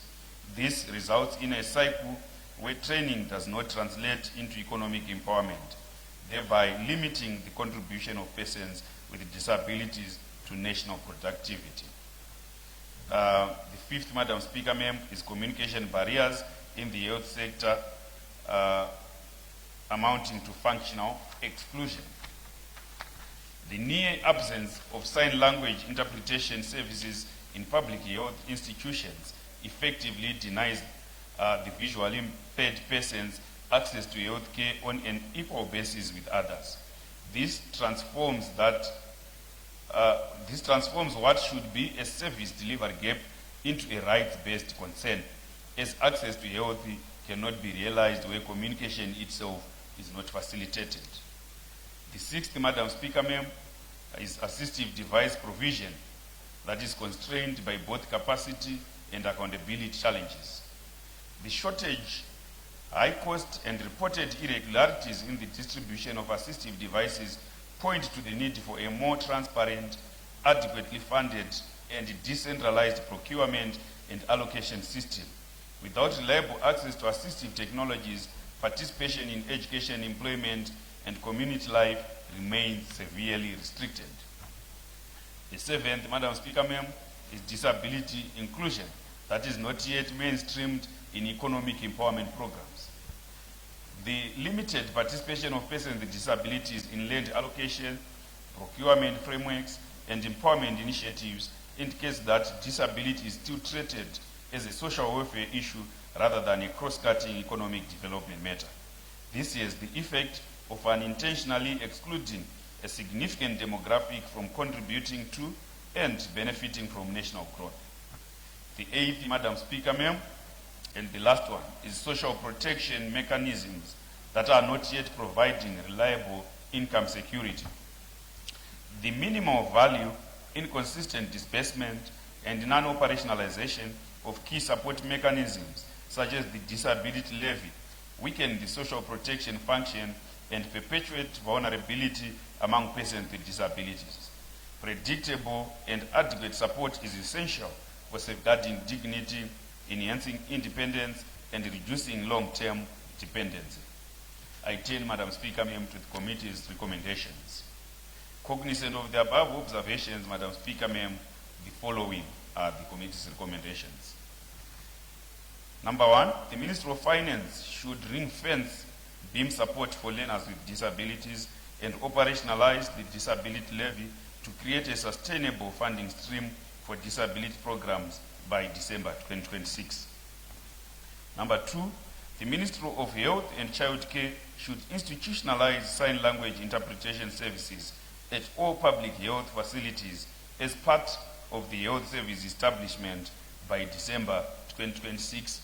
In my view, Madam Speaker, ma'am, even including in the curriculum for nurse training, that they also be equipped with the skill of sign language. Number three, the Ministry of Public Service, Labour and Social Welfare should review disability grant levies, guarantee regular monthly disbursements, and integrate beneficiaries into livelihood and empowerment programs by December 2026. Number four, the Ministry of Public Service, Labour and Social Welfare must review and adjust disability grants in line with the poverty datum line by December 2027. Number 5, the Ministry of Public Service, Labour and Social Welfare must enforce the minimum operational standards for institutions serving persons with disabilities by December 2026. Number 6, the Ministry of Public Service, Labour and Social Welfare must establish a national assistive devices acquisition and distribution framework that guarantees timely, affordable, and equitable access for persons with disabilities by June 2027. Number 7, the Ministry of Local Government and Public Works should adopt and implement a national inclusive public transport policy that compels all public transport operators to comply with universal accessibility standards by December 2027. Number 8, the Ministry of Women Affairs, Community, Small and Medium Enterprises Development should establish targeted empowerment programs for women and girls with disabilities, including access to microfinance, vocational training, safety shelters, and gender-based violence response services by December 2027. In conclusion, Madam Speaker, the Joint Portfolio Committee on Public Service, Labour and Social Welfare and the Thematic Committee on Human Rights recognize the significant progress made by the Second Republic in establishing a robust constitutional, legislative and policy framework for the protection and promotion of the rights of persons with disabilities. However, the inquiry established that the full realization of these rights is being constrained by implementation, financing, and coordination challenges which continue to limit equitable access to education, health services, economic opportunities, assistive technologies, and social protection.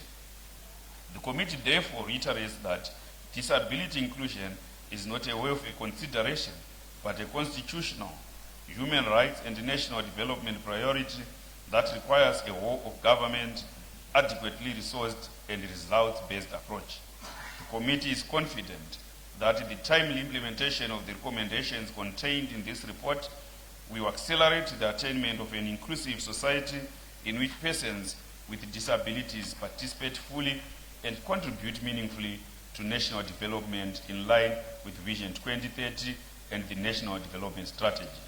In fulfillment of its constitutional mandate, Parliament will continue to exercise rigorous oversight to ensure measurable progress, enhanced accountability, and the progressive realization of the rights and dignity of persons with disabilities in Zimbabwe. I so submit, and I thank you, Madam Speaker. The question before the House is a motion by Honorable Malinganiso that this House considers and adopts the report of the Joint Portfolio Committee on Public Service, Labour and Social Welfare and Thematic Committee on Human Rights on the Rights of Persons with Disabilities in Zimbabwe, SC 24 of 2026. Is there any debate? I call upon Honorable Mavudzi. Thank you, Madam Speaker, for giving me this opportunity. I rise to second the report of the Joint Committee on Public Service, Labour and Social Welfare and the Thematic Committee on Human Rights on the rights of persons with disabilities in Zimbabwe as delivered by the Honorable Dexter Malinganiso, the chairperson of the Committee on Public Service, Labour and Social Welfare. At the outset, I wish to commend the chairperson and the members of the Joint Committee for undertaking a comprehensive inquiry across the country. The report before this House is not merely about disability. It is a constitutional promise of equality, dignity, and inclusion. It is about whether Zimbabwe is prepared to ensure that no citizen is left behind. Section 22 of the Constitution obliges the states to recognize the rights of persons with disability and to take appropriate measures to ensure that their full participation in society is guaranteed. Likewise, Section 83 guarantees the rights to dignity, equal opportunities in education, employment, and public life. The committee found that while Zimbabwe has got progressive laws and has ratified international instruments such as the United Nations Convention on the Rights of Persons with Disabilities, The greatest challenge, Madam Speaker, remains implementation. Madam Speaker, ma'am, the first critical issue that I found very, very critical is the issue of a persistent gap between policy and reality.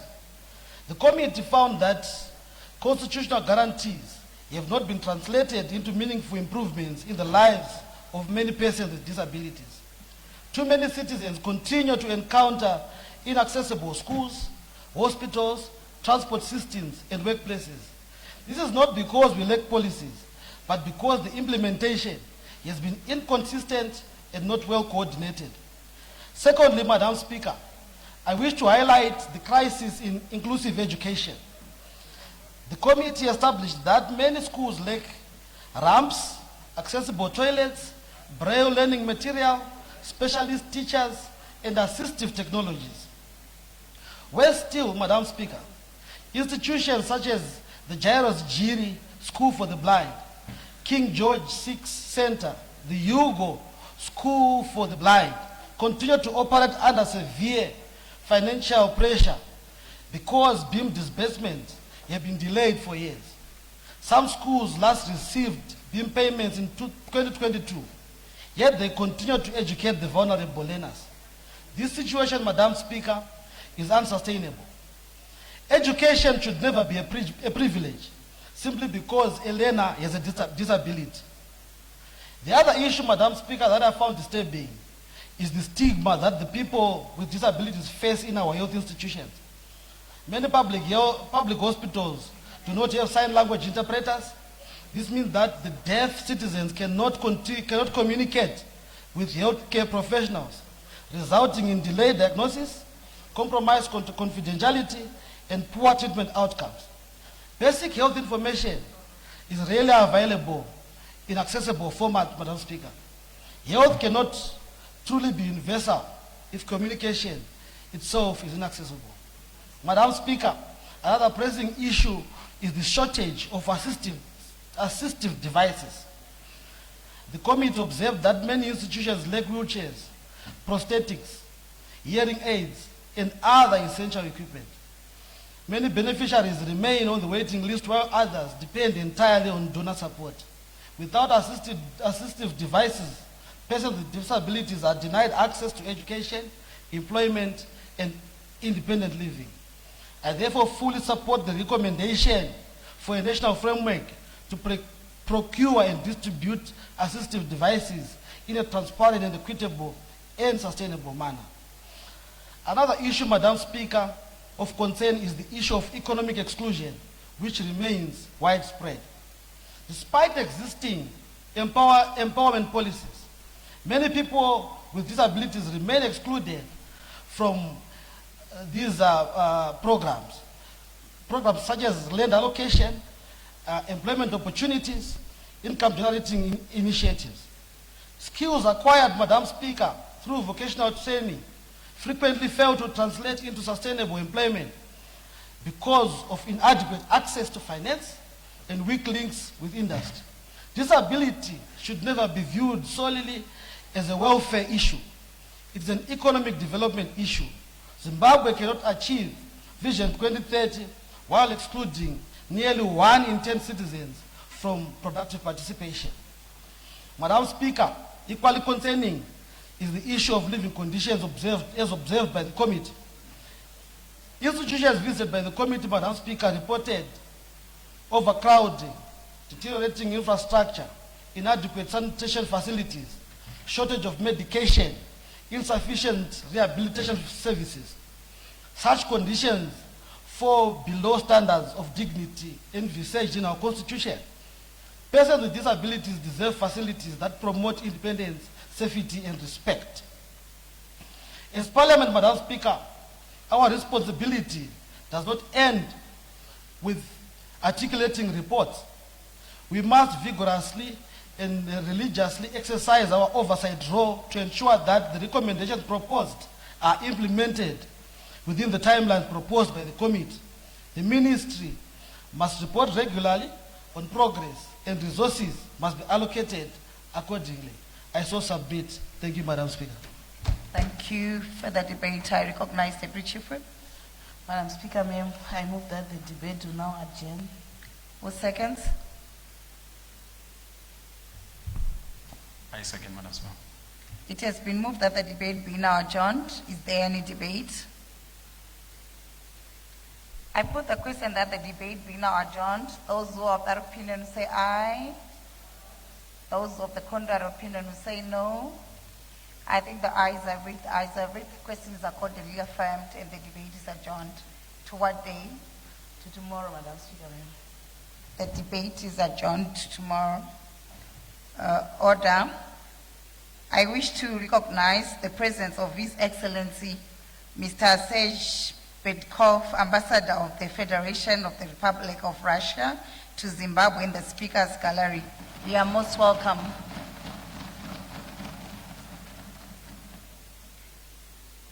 I have to inform the House that I have received non-adverse report from the Parliamentary Legal Committee on Biological and Toxin Weapons Crimes Bill HB 9A of 2025. Notice of motion number 21, Honorable Maposa. Move in my name. Who seconds? I second, Madam Speaker. I call upon Honorable Maposa to move his motion. Thank you so much, Honorable Speaker. Madam, good afternoon. Section 49 of 1BC of Public Finance Management Act requires the accounting authority of every public entity to prepare annual financial statement and to submit them to the Auditor General and Accountant General within 2 months of the end of each financial year.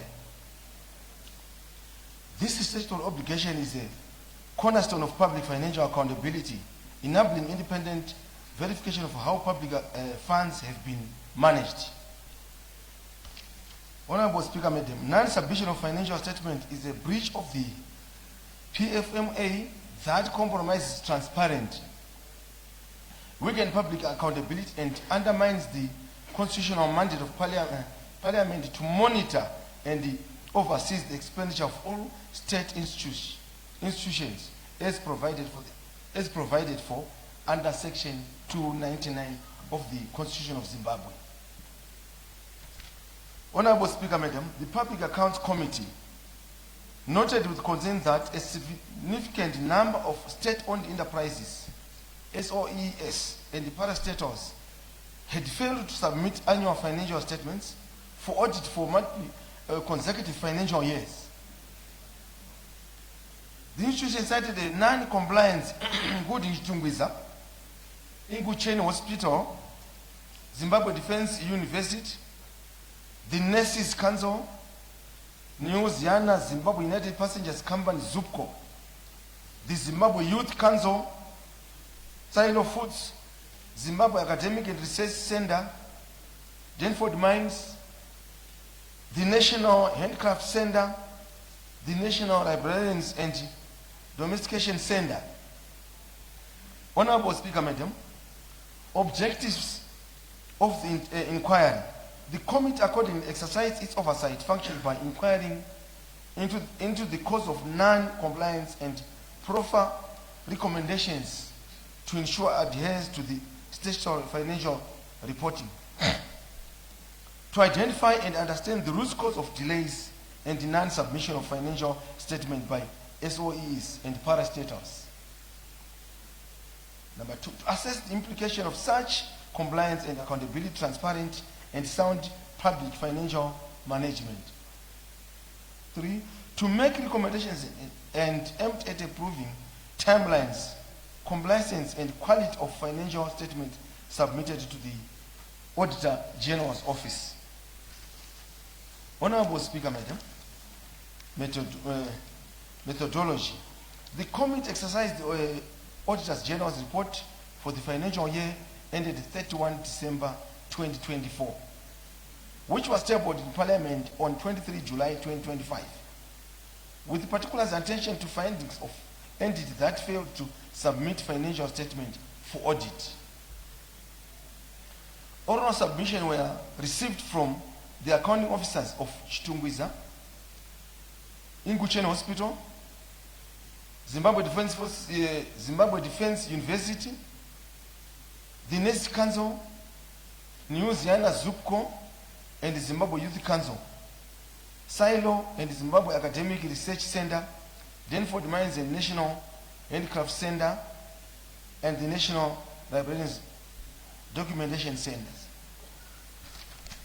Honorable Speaker, Madam, coming to committee findings, the Auditor General report revealed that a number of state-owned enterprises did not submit their financial statement for auditing. The National Handicraft Center and the National Librarians and the Documentation Center failed to submit statement for a period of 13 years. Honorable Speaker, Madam, since 2009 to 2024. Additionally, the Zimbabwe Defense University failed to submit for 4 years, as from 2021 to 2024. Furthermore, Chitungwiza Hospitals, Denford Mines Private Limited, and the Zimbabwe Academic and Research Center were also non-compliant, having failed to submit statement for 2022, 2023, and 2024. Final, Honorable Speaker, Inguchen Center Hospitals, the Nest Council, Silo Foods Private Limited, ZUPCO and the Zimbabwe Youth Council, New Zealand failed to submit their financial statement for 2023 and 2024. Based on evidence received from accounting officer and the Auditor General's reports, the committee identifies the following 5 principal categories of causes for non-submission of financial statements. Honorable Speaker, Madam, number 4.1, human resources constraints. Human resources constraints emerges as human resources constraints emerges as pervasive and systematic cause of non-compliance across the institution examined. This defines manifested in the 3 forms which are understaffing of the finance department. The employment of personnel who qualified were insufficient for the complexity of the reporting functions and decentralization staff turnover in key finance roles. Honorable Speaker, Madam, at Inguchen Central Hospital, the Chief Medical Officer informed the committee that the finance department operated with only 6 accounting personnel holding qualifications ranging from certificates of high national diplomas, who were responsible for managing daily financial operations and statutory reporting for a workforce of 720. This limits the department capacity to discharge its reporting obligation without depolitization statutory submission. Honorable Speaker, Madam, the Permanent Secretary for the Ministry of Primary and Secondary Education confirmed to the committee that the National Librarians and Documentation Service operated without a qualified accountant throughout the period under review. The consequence was no financial records were captured, rendering the preparation of financial statement for audit impossible for a period of 13 years. The Zimbabwe Youth Council reported that only 3 of each 13 approved financial positions were filled during the period of under review. This left a skeleton team responsible for coordination financial data across 10 provinces, resulting in a severe bottleneck in data capturing, consolidation, and reporting. These constraints were further exacerbated when the finance manager department in early 2023 creating a gap in coordinates to only particularly resolved months later. The National Handicraft Center operating without a board of directors from 2017 to 2024. The acting general manager for National Handicraft Center, Mr. Gwerume, submitted that this governs vacuum weakened institution oversight and accountability. Staff overtraining is key. finance positions such as finance manager, accountant posts mean that remaining personnel were compelled to ensure incompatible duties, further degrading the quality and continuity of financial records. Denford Mine explains the frequent accountant transition between 23 and 2024, resulting in the loss of institutional memory and disrupt of the audit trail, which slowly and obliging new personnel. Honorable Speaker, Committee observations. The committee observed that human resources deficiency continued as a primary and systematic cause of the failure to submit financial statement for auditing by multiple institutions. This capacity crisis manifested in understaffing, the deployment of underqualified personnel in key financial roles, destabilizing staff turnover, in some cases, a complete absence of oversight due to vacancy boards.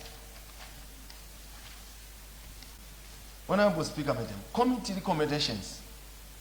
The Treasury, the Public Service Commission, and relevant line ministries by 31 August 2026 should conduct a human resources audit on non-compliance on SOSE's Finance Department and implement a mandatory time-bound plan to fill critical vacancies with appropriate qualified personnel. Number 2, Honorable Speaker, line ministries should by 30 June 2026 ensure the immediate and lawful constitution of boards of directors for all SOEs currently without boards. 3, the Minister of Primary and Secondary Education must table with the committee within 30 days of adopting of the report a full account of how the National Librarians and Documentation Service operated for 13 years without a qualified accountant, including an explanation of how this position was supervised by the ministry without that period. Financial management system failures, Honorable Speaker, Madam, 4.2. The inadequate, obsolete, and in some of cases, complete absence of functional financial management system was identified as a cause of non-business across several SOEs. This system fails undermine the liability of financial data, destroying audit trail, and in certain instances, resulting in the permanent loss of financial records in all these SOEs. The chief officer at Inguchen Central Hospital submitted that the hospital has parastatal evaluation accounting software license elapsed in 2021 following a non-payment, forcing the finance department to revert to entire manual processes. This substantial increased the time required to prepare financial statements whenever they are doing their in manual. Chitungwiza Central Hospital experienced a crash of its accounting system in 2022 that resulted in the loss of vital financial data, including debtors, creditors, and cash book. This data loss exposes financial weaknesses in the hospital internal controls, including the absence of system backups and an over license and unsynchronous annual access records as a fallback. Furthermore, the National Handicraft Center operated without an accounting system throughout the period under review. Its records were maintained on manual worksheets and financial statements prepared for the years 2009 to 2018 were lost following a computer crash with no backups having been maintained. Honorable Speaker, Madam, the Zimbabwe Defense University similar reliable entire on annual system for accounting data capture, which undermines both the financial and the verification of its financial records. ZUPCO revised its data capture model with ERP system to record financial transactions at the individual vehicles level, requiring the daily posting of approximately 1,426 way bills across the depots. While the reconfiguration was intended to enhance operations performance, monitoring it resulting in a delay of about 15 months in finalization of the 2022 financial year accounts. ZUPCO subsequently undertook a further ERP upgrade of accommodate multiple currency and branch accounting, which introduced further configuration timelines and contribute to continued delay in financial reporting for 2023 and 2024 financial year. Honorable Speaker, Madam, the Next Council of Zimbabwe highlighted that a new accounting system was introduced in 2023, whose adoption slowly reported as staff adjusted to the platform, compounded by the limited capacity to manage both the transactions and existing reporting backlog concurrently.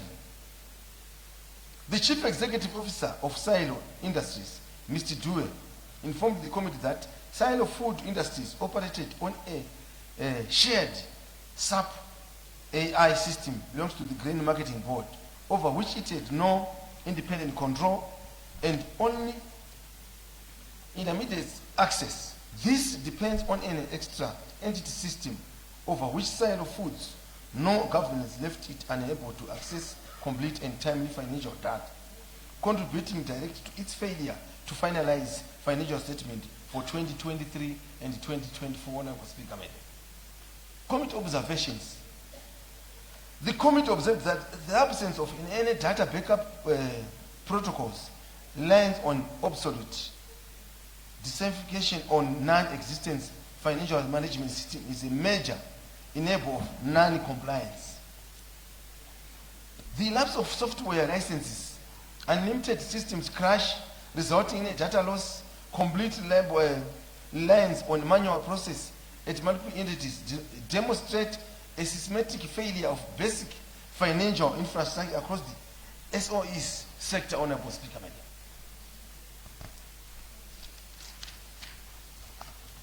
New system adoption and ERP upgrades at ZUPCO and the Nurses Council were undertaken without adequate parallel running arrangement or resourcing to ensure that statutory deadlines could still be met during the transaction period.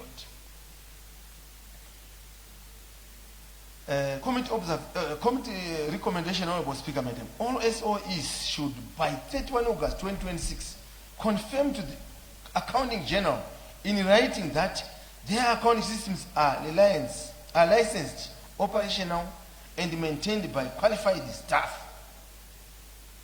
Where a license has been elapsed or a system is non-functional, a recommendation timeline should be submitted. Number 2, Honorable Speaker, Madam. The Accounting General should issue a directive requiring all SOs to maintain verification of site data, backups of all financial records, updated at minimum on a weekly basis. Complying with this directive must verify by internal audit. The Treasurer should immediately direct the Grain Marketing Board to provide Silo Foods industry with a dedicated independent access to its own financial data on the SAS AI system, or alternative fund the immigrant of Silo Foods industry to its own standalone financial management system within 2026 financial year than to share. Honorable Speaker, Madam, coming to economic and financial constraints, several entities demonstrated that financial constraints arising from inadequate government funding, decline on revenue streams, and cumulative effects of Zimbabwe's high inflation environment. The National Handicraft Center presented evidence that although financial statements were prepared for the years 2009 to to 2018. The entity could not submit their audit because the association audit costs were unfavorable given the prevailing financial constrained environment. In addition, the company did not receive any funding supporting until late 2024, which further undermines its capacity to sustain proper financial reporting and meeting statutory audit requirements. Coming to Louisiana, cited financial constraint as the primary cause of its failure to submit 2022 and the 2023 and 2024 financial statement for audit.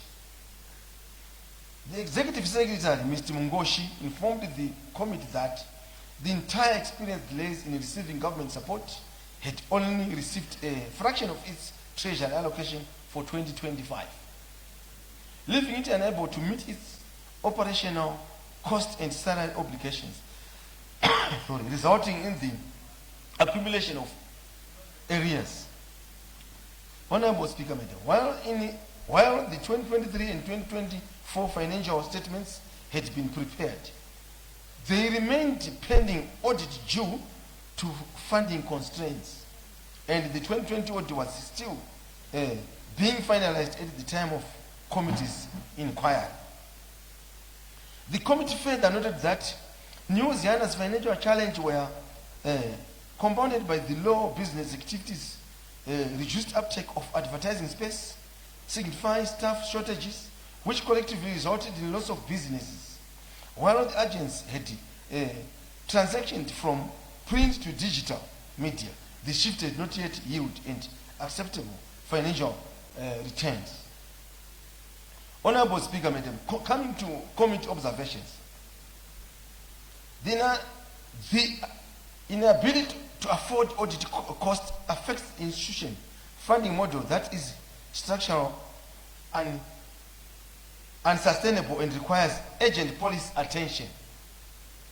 Audit fees constant and predictable requirement in statutory expenditure item.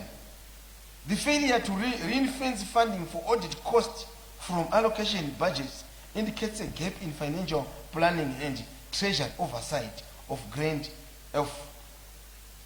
conditions. Honorable Speaker, Madam. Hyper-infrastructure condition of do not exist the statutory obligation to submit financial statements. Entities operating in difficult economic conditions requires proactive support mechanisms, not retrospective condonations. Honorable Speaker, Madam, committee recommendation.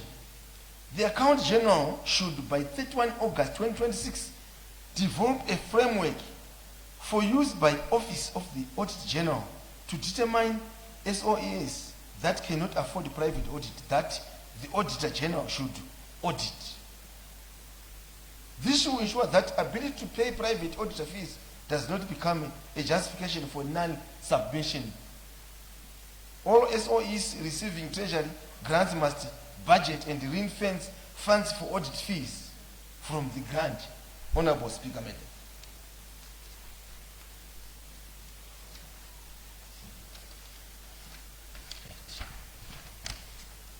Coming to transactions, complicity, and international financial reporting standard compliance, Honorable Speaker, Madam.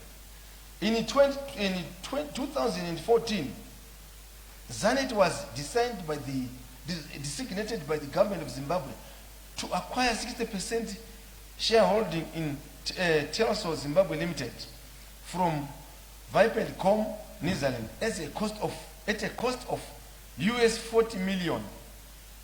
As part of the implementation of the indigenization and economic empowerment policy, the financial complexity of this acquisition, which involved multiple government ministries, departments, and agencies, created significant challenges for ZANET in preparation of compliance financial statement. Honorable Speaker, Madam, the involvement of multiple government entities and involved accounting treatment of the TZL shareholdings result in an incomplete financial statement that did not meet IFRS requirements. This position was eventually resolved that through in Act of Statutory Instrument 156 of 2023, Temporary Measures, Investments Laws Amendment, regulation which translates the TZL shares to the Mutapa Investments in September 2023. However, this resolution came years after the non-submission had begun, leaving a multi-year gap in ZANET statutory reporting record. Honorable Speaker, Madam, Committee observations. The dedicated long delay in resolving the ZANET position through legislative intervention SI 156 of 2023 demonstrated a failure of intergovernmental coordination and disregard for the downstream financial reporting consequence of complicity policy transactions. The absence of the specific IFRS technical support mechanism for SOEs that are assigned complicity transactions by government represent a systematic gap in public financial management support framework. Honorable Speaker, Madam. Committee recommendation. The Accounting General should deploy a dedicated IFRS technical advice services accessibility to all SOEs to provide guidance on complicity accounting issues, particularly where complicity government policy transaction created measures and recognition uncertainties. The cost of this service should be done central rather than individual SOEs. Honorable Speaker, Madam. The external factors. The committee acknowledged that certain external factors contributed to the reporting delays, particularly that in Kuchene Hospital, the COVID-19 pandemic resulting in reducing working hours and restricted operation flexibility during the period of 2019 to 2021, exacerbating pre-existing backlogs in the hospital financial reporting and audit processes. Honorable Speaker, Madam, the committee further noted that equally nature of audit process whereby audited financial statement for a subsequent years cannot ordinarily be submitted until preceding years audit has been concluded, created a compounding effect of Inkuchene Hospital. The audit firms engaged over the years include PNA Zimbabwe and KFN International took prolonged period of finalized audits.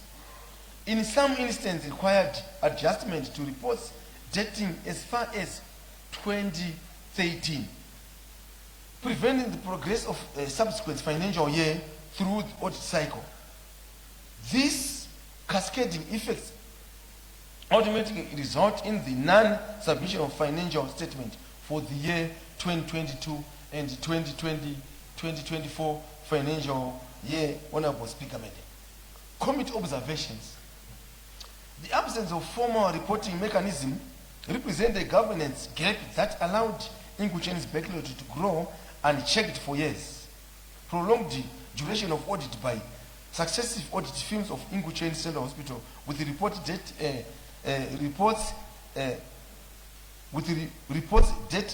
backdated to 2013, still being required years later raise questions about audit quality management, the appropriate of the audit firms, engagement teams, and adequate of oversight by the Audit General's Office over the quality and the timelines of private sector auditors, including conducting public entity audits. Honorable Speaker, Madam, committee recommendation. The PFMA should be amended or subsequently legislation should be enacted to provide a formal mechanism through which SOS and MDAs may apply for extension of statutory reporting deadline in defined circumstances of genuine external disruption. Such application must access determined by the accounting officer, accountant general. with a copy provided to relevant public accounts committee. The extension must not be granted retrogressive. Honorable Speaker, Madam. The Audit General must establish a performance monitoring framework for private sectors. Audit firms conducting public entity audits under the Audit General's mandate, including enforcement timelines for the delivery of audit reports, accelerating procedures when those timelines are not met. Honorable Speaker, Madam, 4.5, corrective measures and current compliance progress. In response to the committee inquiry, several state-owned enterprises provided accounts of corrective measures taken since the non-compliance was formally identified. The committee acknowledges this initiative as corrective first step, while noting that the credibility of reported progress be verified through independent confirmation by the Auditor General. Committee observations, Honorable Speaker, Madam. The corrective measures reported by most institutions reflect a genuine, encouraging effort following the committee's engagement. The completion of backlog clearance by the Zimbabwe Youth Council, the active auditing engagement at Inguchen and Zupco are noted. The Zimbabwe Defense Invest commitment to submit all outstanding financial statements for 2019 to 2023 by 31 August 2025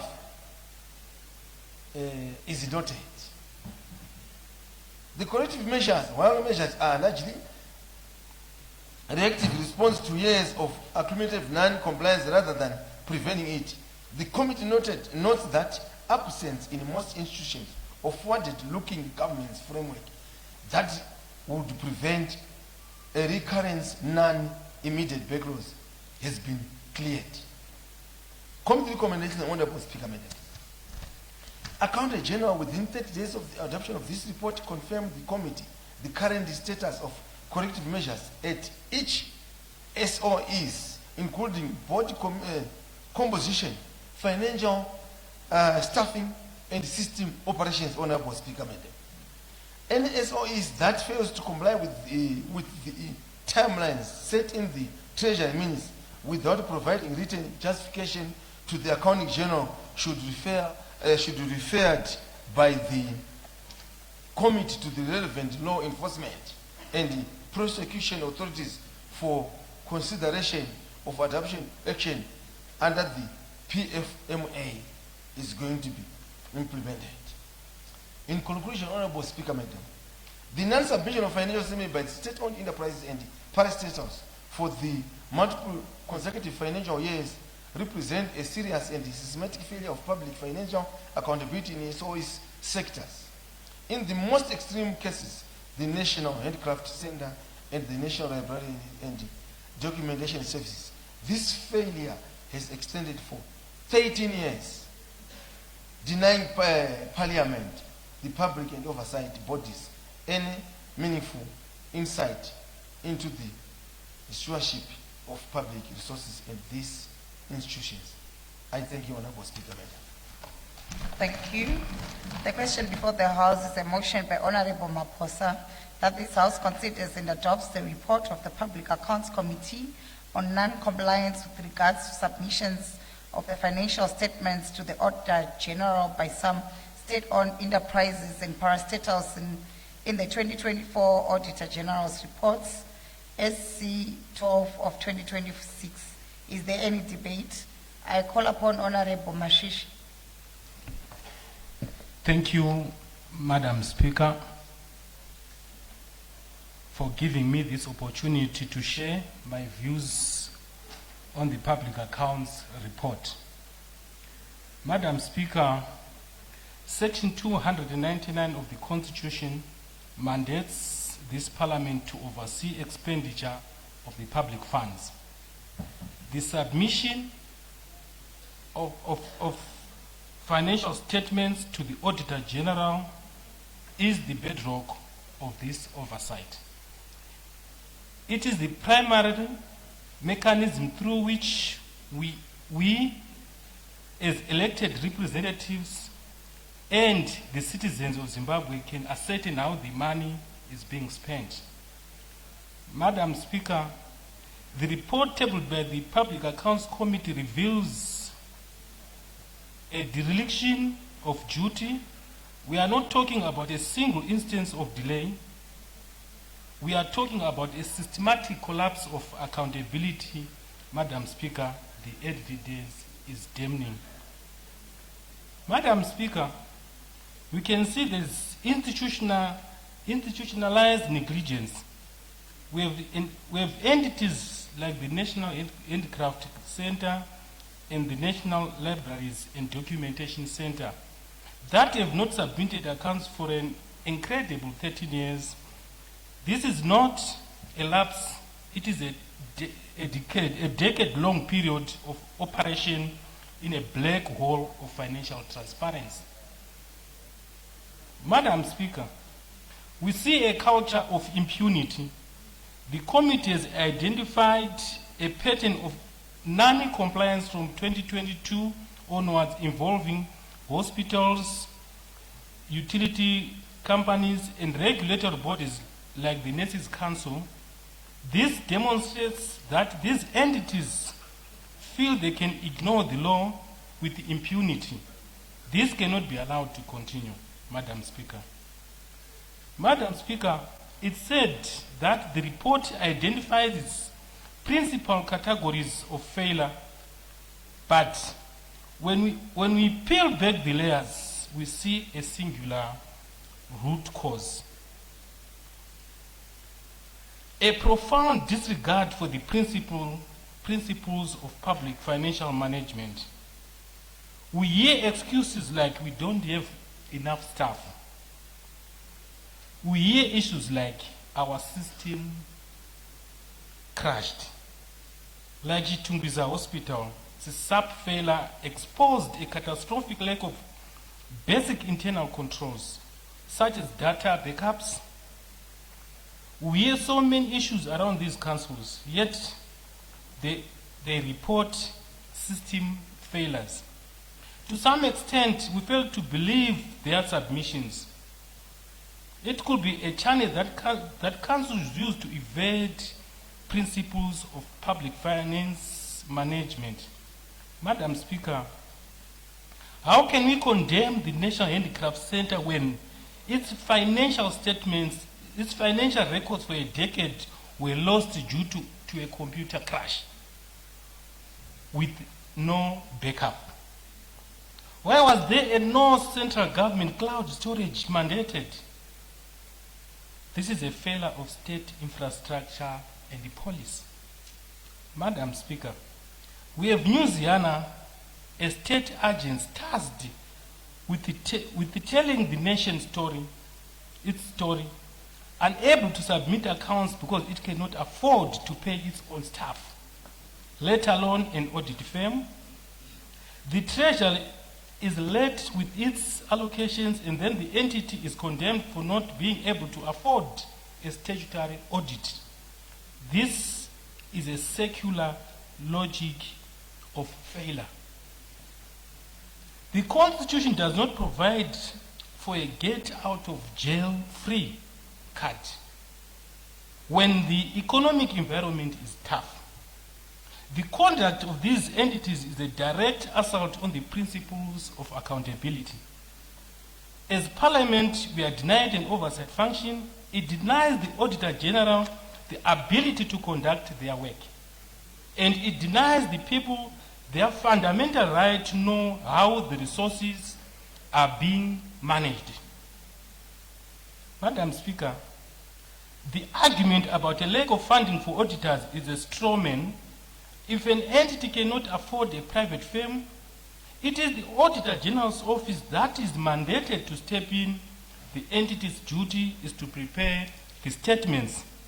The Auditor General's duty is to audit them. The failure of the entity to even prepare statements is the primary crime here, Madam Speaker. At the Zimbabwe Council, at the Zimbabwe Youth Council, they had only 3 finance staff to cover the 10 provinces. But whose responsibility is it to fill the other 10 positions? It is the entity's leadership, supported by the Public Service Commission, Madam Speaker. Madam Speaker, I therefore call on this House to condemn these failures and demand the immediate and full implementation of the committee's recommendations. Madam Speaker, accountability is not negotiable.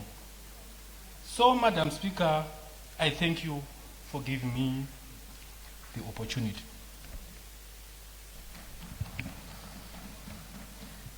Thank you, Honorable Mashishi.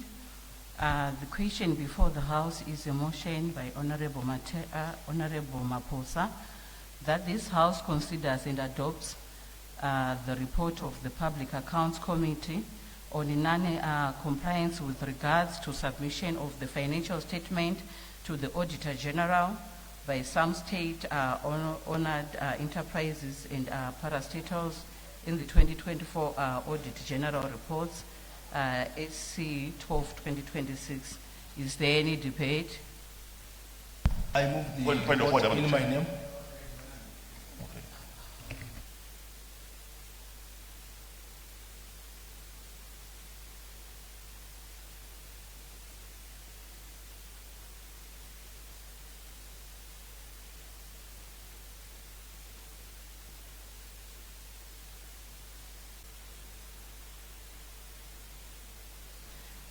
Sorry, honorable members, is there any debate? It's a point of order, Madam Chair. Okay. Yeah, nanchikumbira Madam Chair kuti ma committee chairs paanoita give notice kuti on Thursday I will issue a notice to give a report at the quarter kana whatever report vanenge vanayo. Ndaikumbira kuti ipapo daro vabva vatotumira a PDF kana soft copy yacho. Tinoreceive soft copy mugroup rakanzi 10th Parliament. And the report chikuemba muno yepublic accounts titoiona izvizvi. Saka inenge yaganga report yecommit than kuti ite report yehouse yose. So ndaikukumbira kuti in the future Madam Chair kuti tibetserane kuti tikwanise kuzodhibhetawo regai tipuwe zvinenguva tikwanise kutaurawo zvatokwanisa kutaura. Tatenda. Thank you. Noted, Honorable.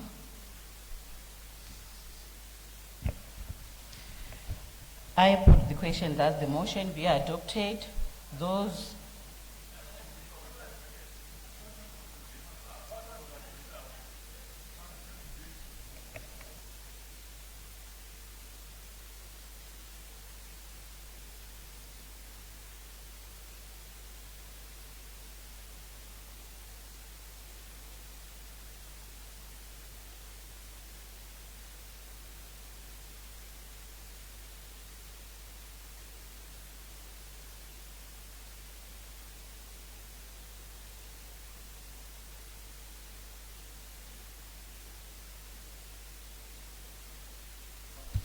okay, is there any debate? Madam Speaker. I call upon Honorable Chief Whip. Madam Speaker, I move that the debate will now adjourn. I second, Madam Speaker, ma'am. Thank you, Honorable Moyo. I put the question that the motion be adopted. Those who are of that. Oh, sorry.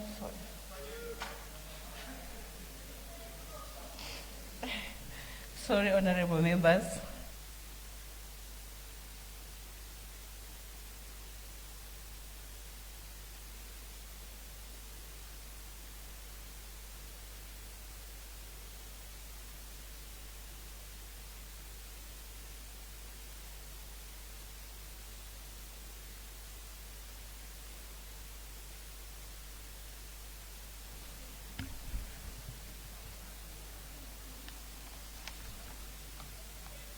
Okay.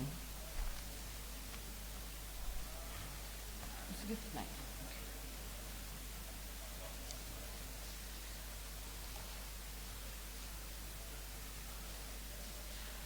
Sorry, honorable members.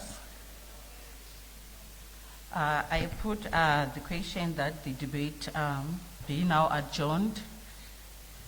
Those who are of that opinion will say aye.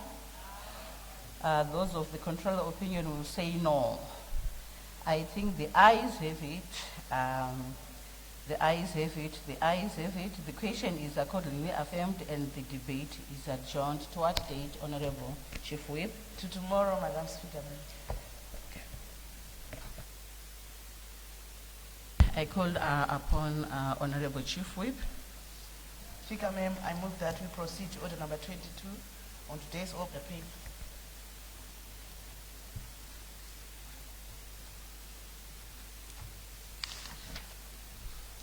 Who seconds? I second, Madam Speaker, ma'am. Notice of motion number 22, Honorable Maposa. I move the motion in my name. Okay, who seconds?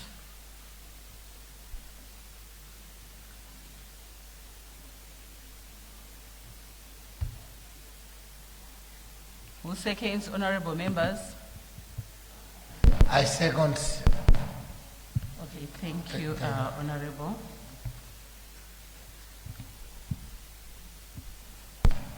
I now call upon Honorable Mateo.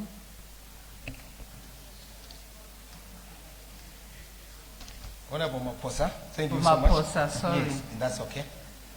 Good afternoon, Honorable Speaker, Madam. Afternoon, Honorable. Yes, I stand in Public Accounts Committee on a non-submission of financial statement by local authorities to the Auditor General. Honorable Speaker, Madam, I goes to introduction. The Public Accounts Committee drives its oversight mandate from Section 299 of the Constitution of Zimbabwe, which empowers Parliament to monitor and oversees the state expenditure to ensure that all public funds are properly accounted for and applied in accordance with the law. In addition, Section 49(1)(c) and Section 35 of 6 of the Public Financial Management Act, Chapter 2219, requires ministries, departments, and agencies, MDAs, to prepare and submit financial statement within 60 days of the end of each financial year for audit by Auditor General. Honorable Speaker, Madam, despite this clear statutory provision, a number of local authorities have considered failure to meet the prepared deadline. Notable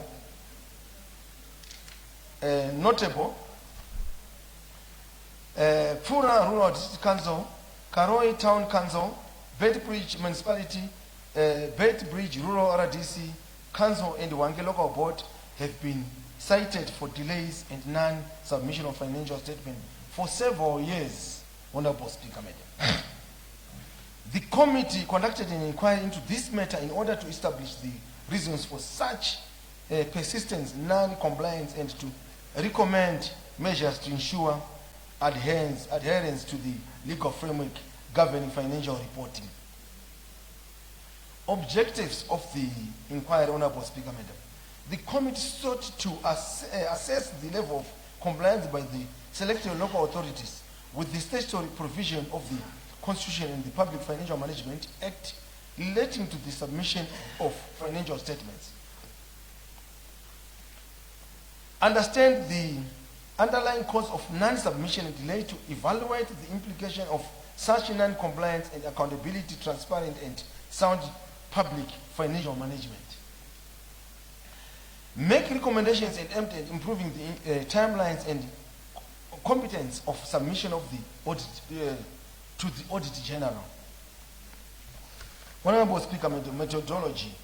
In carrying out its inquiry, the committee examined the Auditor General's report for the financial year ended 31 December 2024, which was tabled in Parliament on 23 July 2025.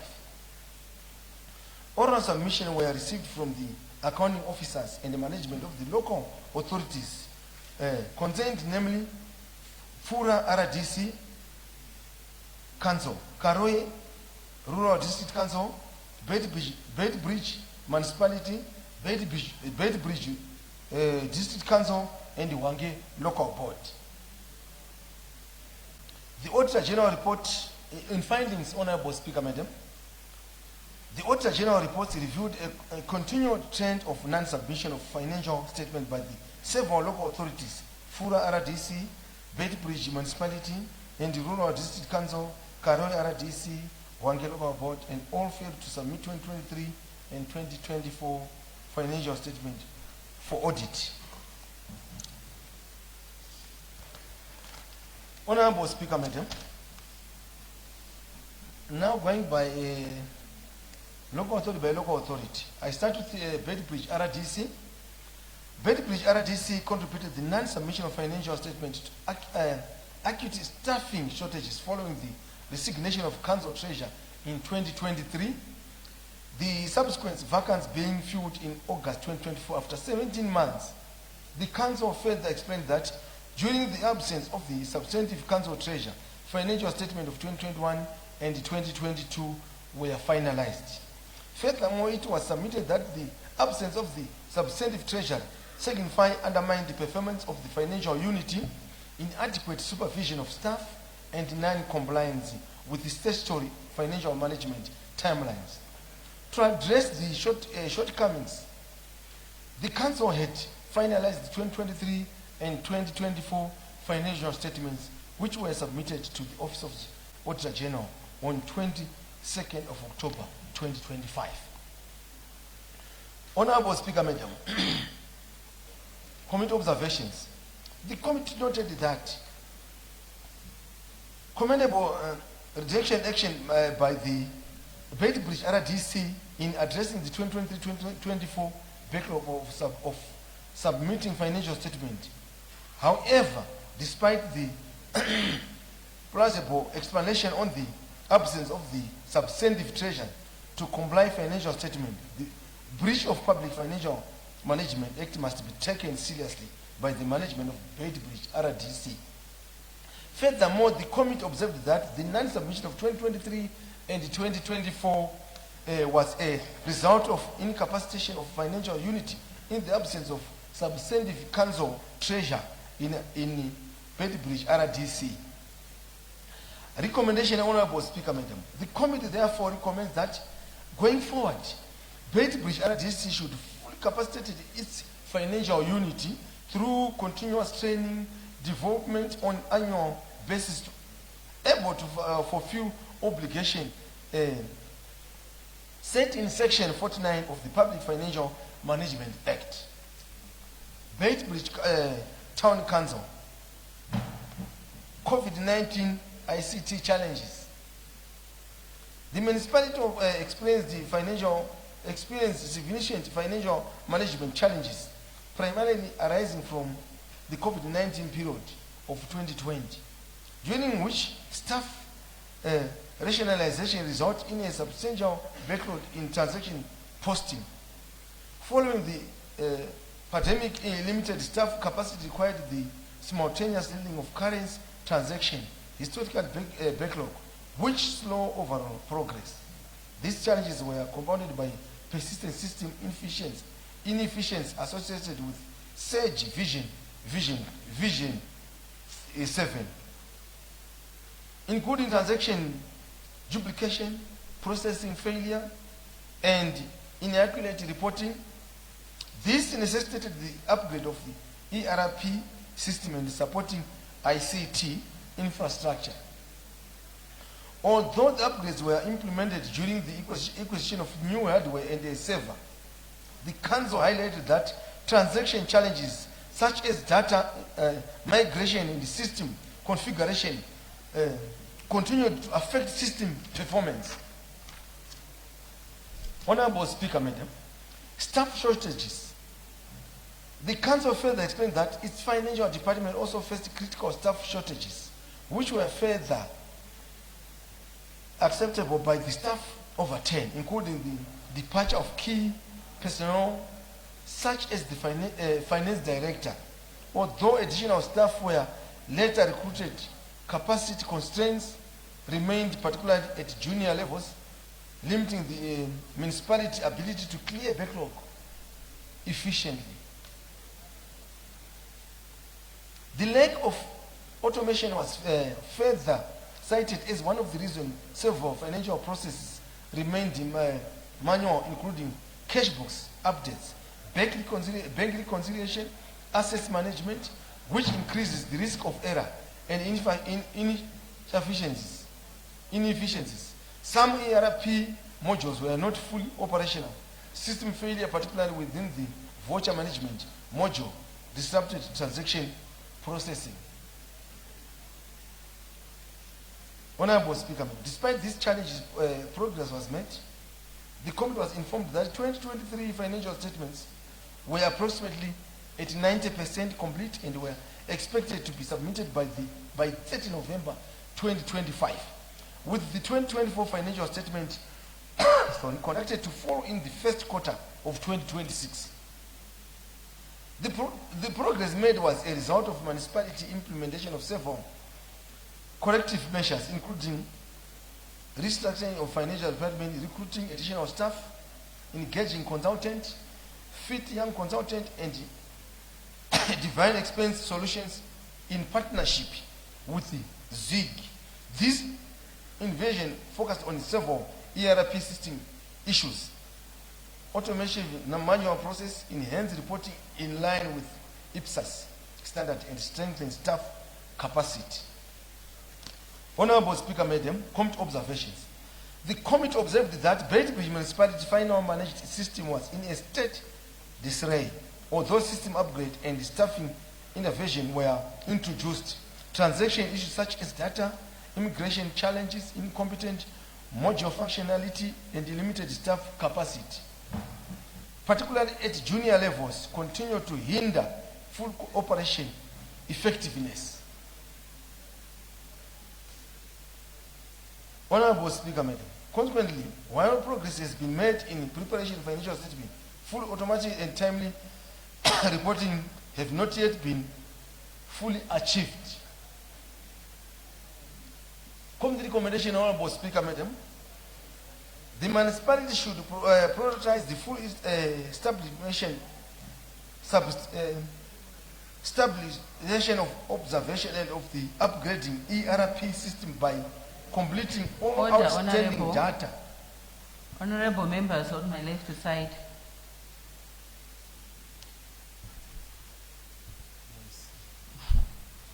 Allow honorable member to behave in silence. Thank you, Honorable Speaker, Madam. I will take it again. Consequently, while progress has been made in preparation of financial statement, full automation and time reporting have not yet been fully achieved. Committee recommendation, Honorable Speaker. The municipality should prioritize the full establishment and observation of the upgraded ERP system, completion all outstanding data migration process, ensuring full activation of all system modules by 31 October 2026. Beitbridge municipality should accelerate the digitalization of remaining manual progress such as cash book maintenance, bank reconciliation, assets management to improve accuracy, efficiency, and control by 31 October 2026. Coming to Wangeloka Board, Honorable Speaker, Madam, in capacitation of financial director, the council highlighted that 3 challenges compounded its ability to comply with the requirements of the Public Financial Management Act on the submission of financial statement. Backlog in submitting financial statement for 4 years, overwhelming the accounts department's capacity to consolidate all the accounts. The aspects of staff shortage within the accounting department was raised at the prime determined, which crippled the council's ability to comply with financial regulations. The finance director explained that the finance director was heavily depleted before 2023, which saw the director being led by accounts clerk. This labor shortage accumulated in the entity failed to timely consolidate its financial statements. Expounding on the current step up to department, the finance director highlighted that the director now had 5 clerks, 3 with degrees and 2 with diplomas, 2 bookkeepers with degrees in finance and accountant with a master's degree in accounting. All these personnel were under the stewardship of the finance director with a master in appliance accounting and CPA qualifications. Honorable Speaker, Madam, enterprise resource planning system challenges.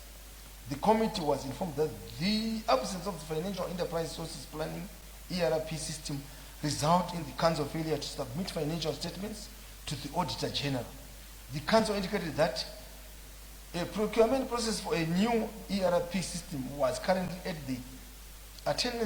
an advanced stage following the inability of initial services provider to meet the required system specifications. The council had initially embarked on the procurement of SAGE, evolution of its preferred ERP solution, transforming from the Proman system, which did not support consolidated financial report. At the time of reporting, Honorable Speaker, the council was waiting the conclusion of the procurement process for the award of ERP contract, which was expected to address existing system deficiencies and improve financial reporting and compliance. It was further submitted that the ministry recommended for the adoption of the labs system by local authorities had been issued in early 2025. And this was further, the council had already initiated its procurement process for a new ERP system. Honorable Speaker, Madam, 4.33, high audit fees by the OAG. It was submitted before the committee that the 2023 audit statement for Wangeloko board would be signed by 31 December 2025, and effort will be made to submit all the outstanding financial statements in 2026. However, despite the renewed commitment to address audit issues, the council beamed the high audit fees charged by the office of the AG, of the Auditor General, with the financial woes Bedview local authority at the US 20,000 charged by the AG was highlighted as too much, and given the backlog of 3 years and the staggered audit fees were on high margins. Observation: the committee observed that staff challenges severely affected the council's ability to submit financial statement. The committee further demands the significant effort by the local authority to address the staff shortage within the financial department, recruiting adequate staff to run the financial affairs of the council. The committee also council finance report that adverse affected by the absence of full functional enterprise resources planning ERP system, which is hot in delays in the preparation and submission of financial statement to the Auditor General. The continued absence of a functioning ERP placed the Wangeloko board in a precarious position to consolidate its financial accounts. Honorable Speaker, whilst the rendering process has been initiated, it is, however, long overdue. The council ability to achieve efficiency, real-time financial reporting in full compliance with statutory reporting requirements is still severely constrained. Honorable Speaker, Madam, the audit fees of 20,000 US charged by the ALG were too high for small local authorities given the limited resources stream in local authorities.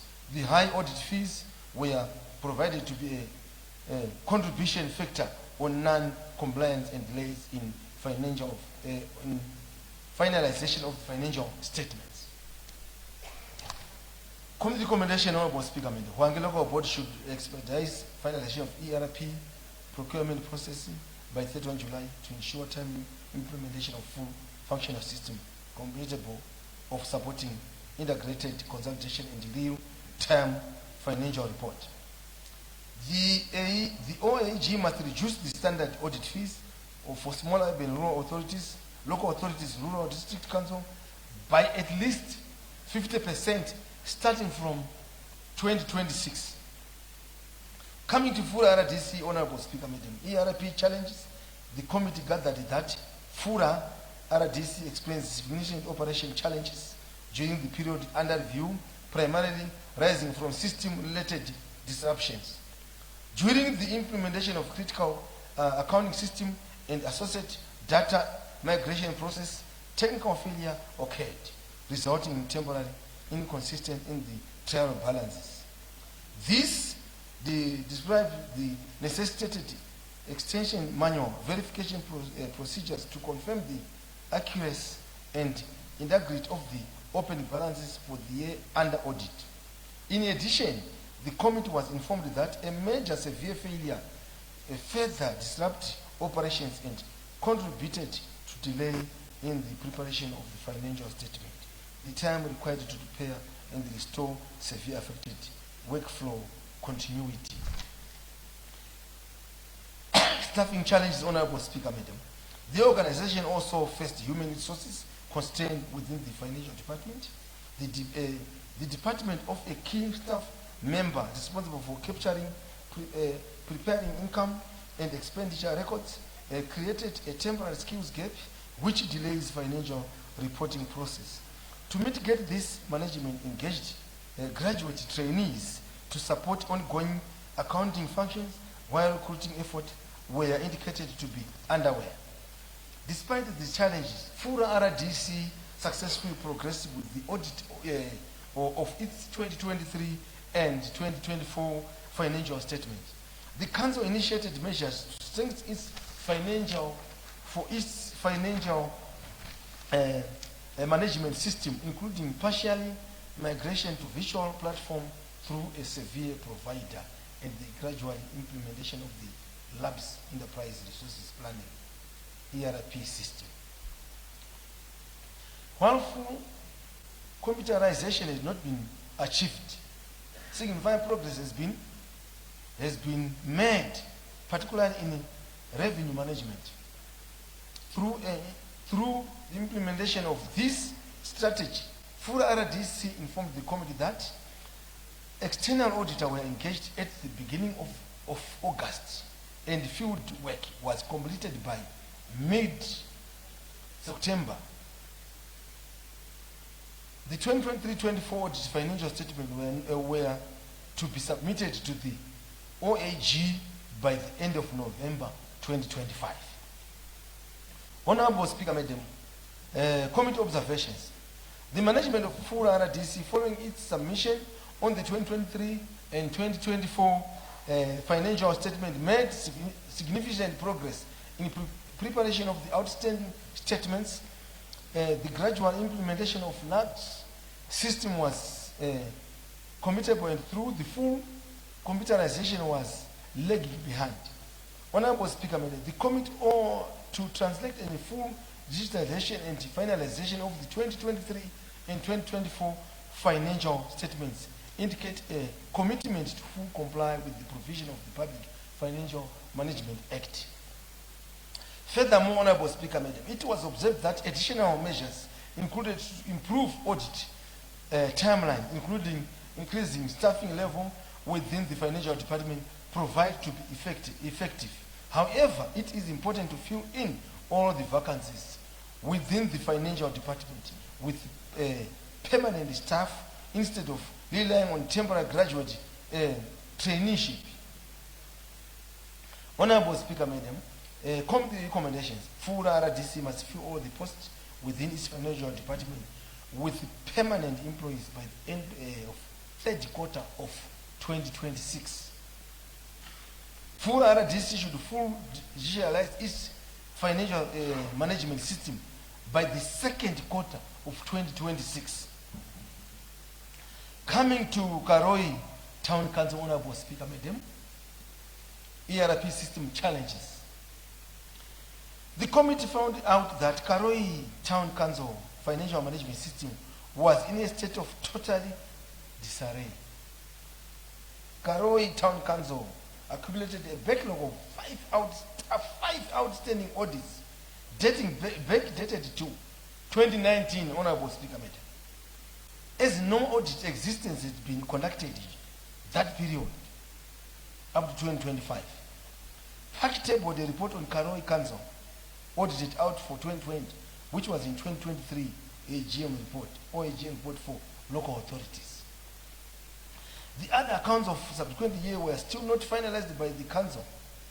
Responding to the delays in completing audits, the town council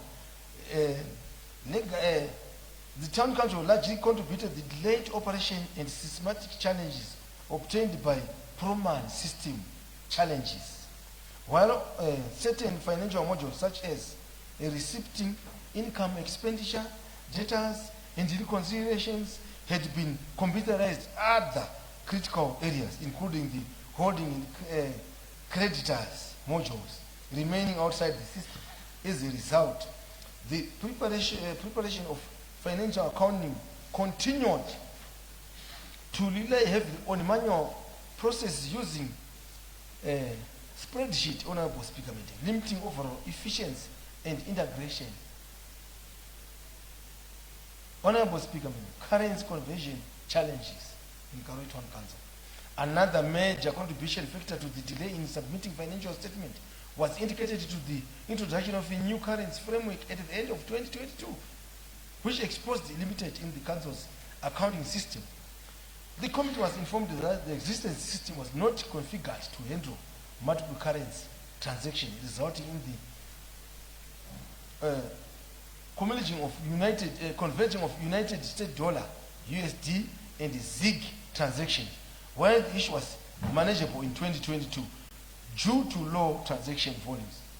The council highlighted that it becomes significantly more complexity in 2023 as transaction volumes increased.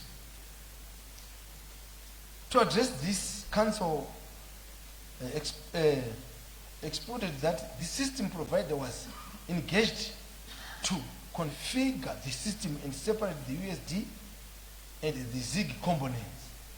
Although the system dated were implemented, challenges persisted, particularly in relating to transaction dating and classification across the affected periods. Consequently, manual intervention had been required, with accounting staff undertaking debt layout, segregation, and verification of transaction. Furthermore, in as far as the staff capacity was concerned, the town council reported that the recruitment of 7 graduates trainee in the financial directorate brought its resolve towards address the ERP system in pieces. The council further committed to submit the 2023 financial statement by 2030, by 30 October 2025, and the 2025 financial statement by 30 November 2025. Committee observation. The committee observes that Karoi Town Council was not taking the law seriously in as far as financial reporting was concerned, despite the committee, which is the party committee, tabling a report on Karoi Town Council finding on the 2023 OAG report on local authorities. The town council had not reformed nor made any meaningful headway in addressing the observation, finding, and recommendation made by the Public Accounts Committee. Non-submission of financial statement still remains in recurring problems despite a truncated recommendation for adherence on legislative financial reporting, Honorable Speaker. The committee noted that with the concern that the over-remedial manual process of transactions and the gaps in the Proman system were providing to be major challenges, contributing to the recurrence of the problem of non-financial statement despite the remedial section done. The seriousness of the town council still remains questionable in as far as adherence to section 49 of the Public Financial Management Act is concerned. Committee recommendation, Honorable Speaker, Madam.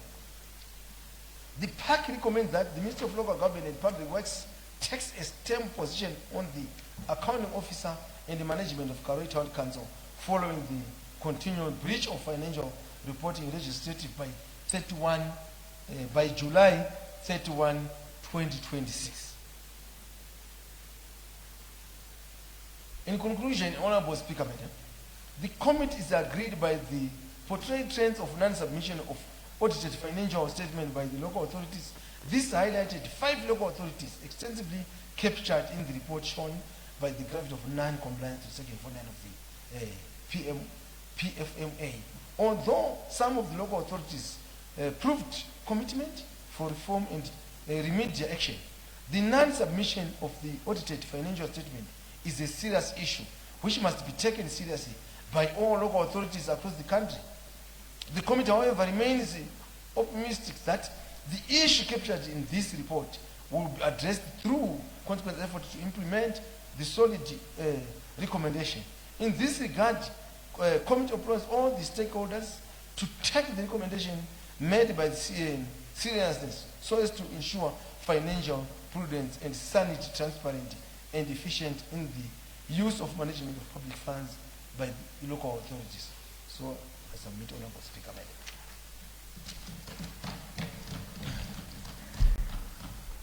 Thank you, Honorable Maposa. The question before the House is a motion by Honorable Maposa that this House considers and adopts the report of the Public Accounts Committee on non-submission of financial statement to the Auditor General by some local authorities in the 2024 Audit General Report, SC 14/2026. Is there any debate?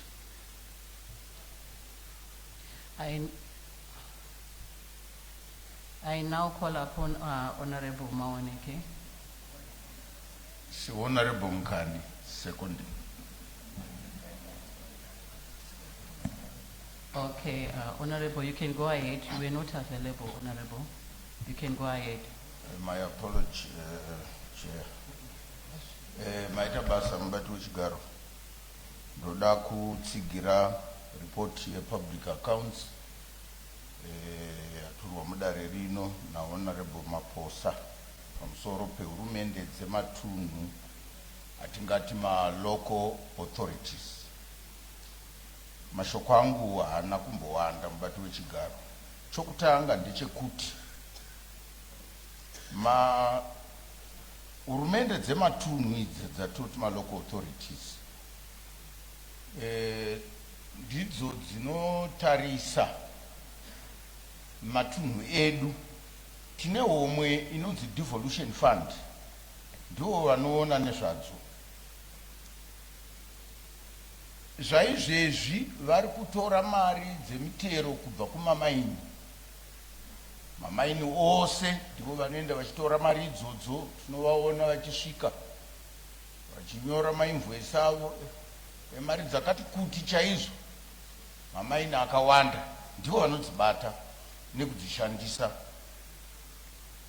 Vane midziyo inokosha yakafanana nedzimotikari, vane midziyo inokosha yakafanana nevhu yatingati land. Tine mastands akawanda anenge ari mumaoko ehurumende dzematunhu. Izvi zvose izvi ndezvevanhu, zvatingati muchirungu public assets. Ndezvevanhu, ivo vanomiririra vanhu. Zvino ripoti yataurwa naHonorable Maposa, musoro weshoko wenyaya unoti non-submission. Kana todudzira pachivanhu chedu, zvinoreva kusatotaura kuti gore rinei takanga tine ng'ombe dzakati, tikazotengesa dzimwe, tikasenge tawana mari yakati, takatenga mota dzinoti type yakati kwakati, takawana mari yakati, takashandisa yakati. Kungonyarara chete usina chawataura ndio inonzi non-submission. Saka zvinomba zvatishungurudza kuti kureva kuti hapana kana anogona kungonyorawo hake chero zvakazonzi hazvo, manyorero amakaita aya handiwo. Kuna anonzi ma-accounting standards anobvumirwa, munonyora muchidai muchidai. Zvozotaurwa izvozvo, asi mambobhiringisha maendesa kwa Auditor General kuti izvi ndo zvatakaitawo.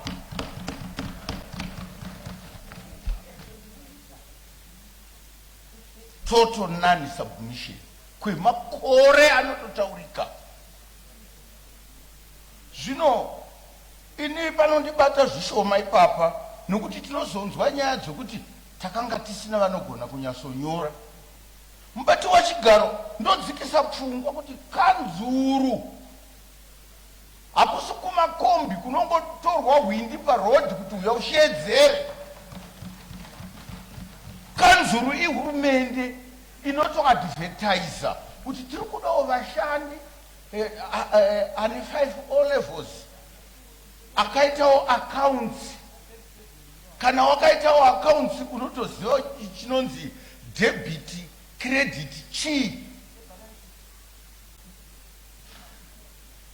Saka zvondinetsa kuti vanhu vashandi vemukanzuru vanopinzwa basa sei vasingagoni kungonyorawo havo nerurimi rweaccounts, accounting language, matransactions, kana totaurawo nerurimi irworwo.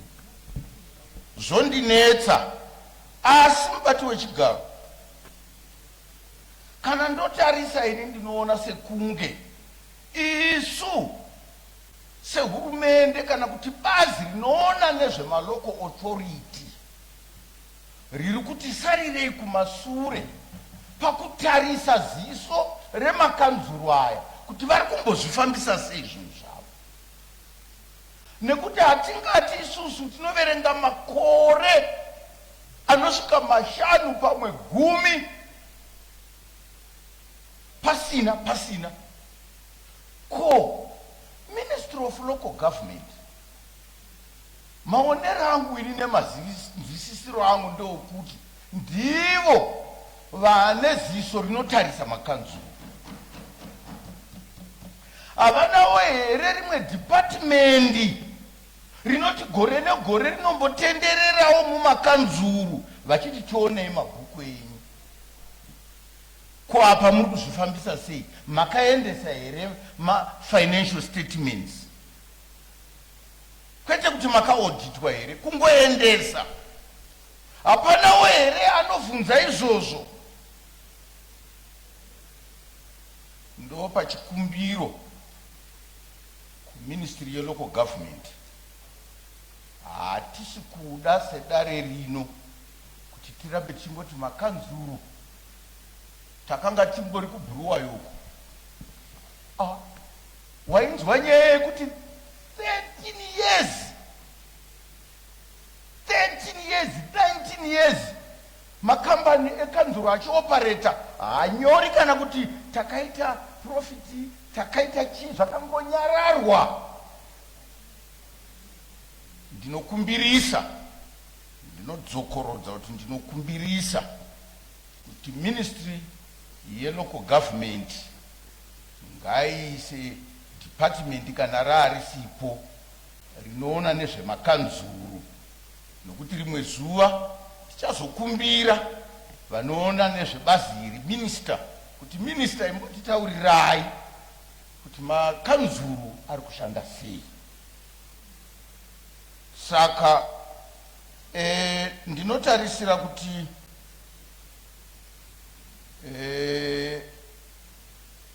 nyaya idzi dzinofanira kusvika kumagumo. Kune inonzi ERRP, zvazvirungu izvi. Zvinezvi zvichingoreva kuti isystem iri mukombiyuta, ikombiyuta yekuti mari yakapinda unongojunga kuti kwauya mari yakati yabva kumaretsi. Iyo yobva yakanda mudebit, yobva yakanda mucredit, yobva yaendesa nekutrial balance, kureva kuti mafinancial statements ari kutogadzirika nesystem iyoyi. Asi ERRP yacho inongotaurwa kuti titi saka mafinancial statements haabudi neiko. Chinzwai kudhura kweERRP yacho inenge ichitaurwa mazimari kuti takaitenga system iyoyi mazimari akati.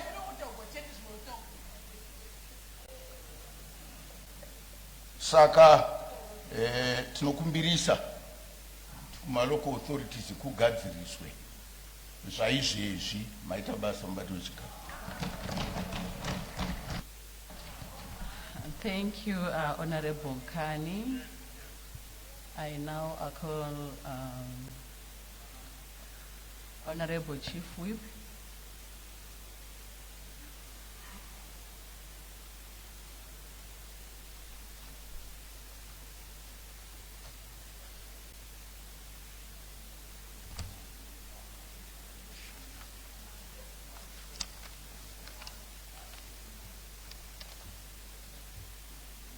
Madam Speaker, I move that the debate will now adjourn. I second, Madam Speaker. Thank you, Honorable Moyo. I put the question that the debate be now adjourned. Those who are of that opinion will say aye. Those of the contrary opinion will say no. I think the ayes have it. The ayes have it. The question is accordingly affirmed and the debate is adjourned. To what date, Honorable Chief To Whip? tomorrow, Madam Speaker. Thank you, Madam Honorable Speaker, Chief Whip. I move that we stand over all other items until orders number 50, 51, 53, 54, and 55 are disposed of in that order. I thank you. I second, Madam Speaker. Thank you, Honorable Moyo.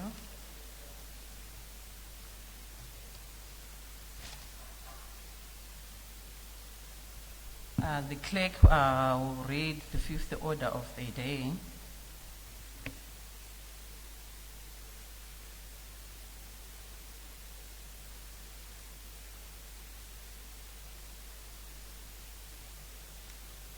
Adjourned debate on motion on the report of the Joint Portfolio Committee on Tourism and Hospitality Industry and the Thematic Committee on Culture and Heritage on the state of cultural and heritage sites as it relates to Zimbabwe's tourism sector.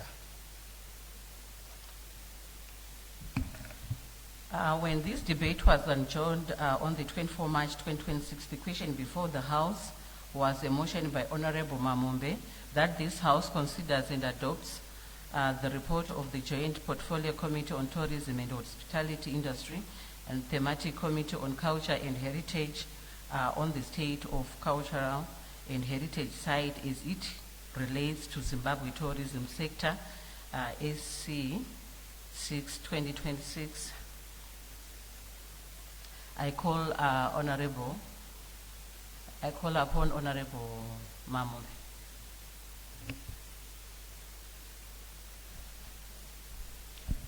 Thank you very much, Madam Speaker, ma'am, for giving me this opportunity to conclude and wind up debate on this Portfolio Committee report.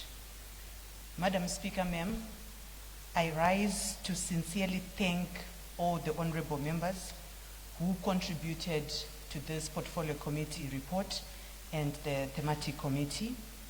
I wish to say that, Madam Speaker, I'm grateful for the insightful submissions, the constructive observations, and also the overwhelming support to this debate, Madam Speaker, ma'am.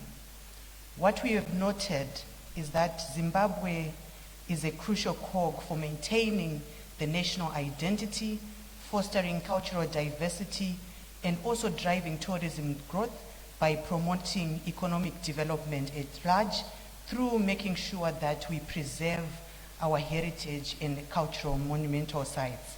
Madam Speaker, ma'am, the vital role that is played by the tourism sector is well articulated in the National Development Strategy, NDS1, and hence it's the link to the national heritage and cultural sites dotted across the country that cannot be emphasized.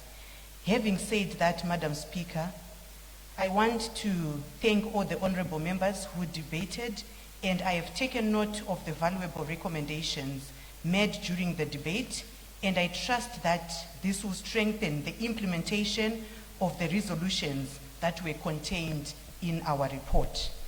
Before I sit down, let me thank the Portfolio Committee members that were led by Honorable Mrombedzi and also the chairperson of the thematic committee on culture and heritage, who went around the country and also coming up with this report. Madam Speaker, I now move that the House adopt this portfolio and thematic committee report. I so submit. Thank you, Madam Speaker, ma'am. Thank you, Honorable Mamombe. I put the question that the motion be adopted. Those who are of that opinion will say aye. Those of the contrary opinion will say no. I think the ayes have it. The ayes have it. The question is accordingly affirmed and the motion is adopted.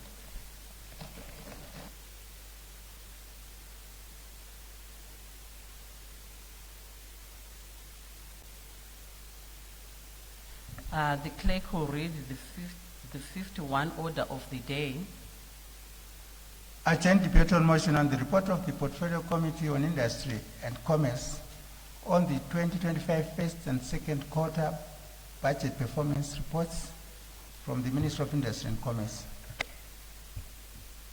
When this debate was adjourned on the 17 March 2026, the question before the House was a motion by Honorable Chidua that this House considers and adopts the report of the Portfolio Committee on Industry and Commerce on the 2025 first and second quarter budget performance report from the Minister of Industry and Commerce, AC 3/2026. I call upon Honorable Chidua.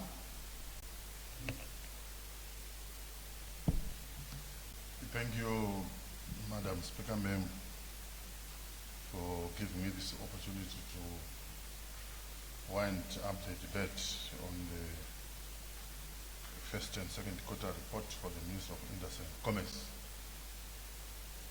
Honorable Speaker, I wish to thank the honorable members for the robust debate on the first and second quarter report of the Ministry of Industry and Commerce.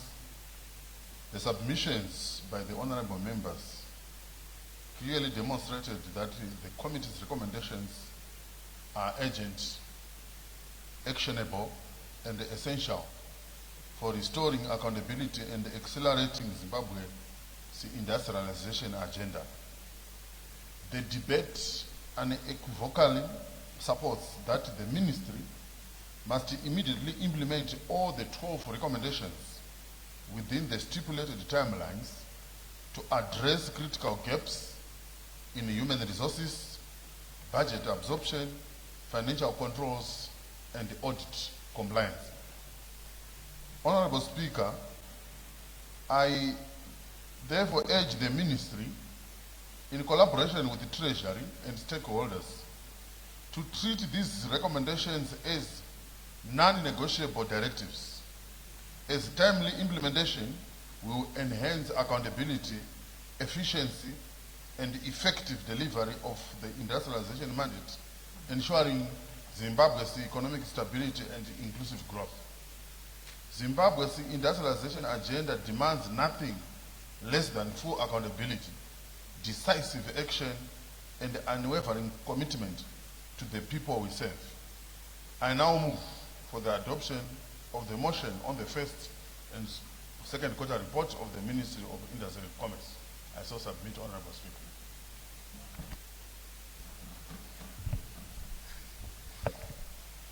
Thank you, Honorable Chidua. I put the question that the motion be adopted.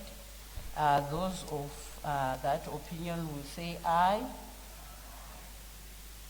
Those of the contrary opinion will say no. I think the ayes have it. The ayes have it. The question is accordingly affirmed and the motion is adopted.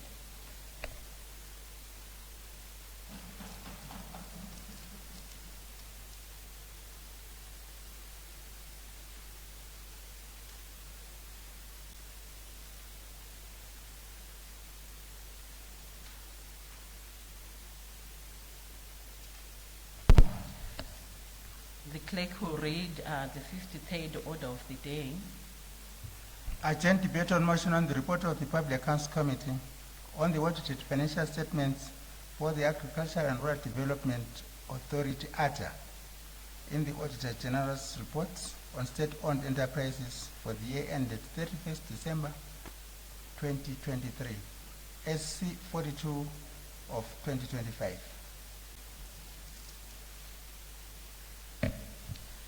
When this debate was adjourned on the 2nd June 2026, the question before the House was a motion by Honorable Mateo that this House considers and adopts the reports of the Public Accounts Committee on the audited financial statements for the Agriculture and Rural Development Authority, ADA, and the Auditor General's report on state-owned enterprises for the year ended 31 December 2023, SC 42, 2025. I now call upon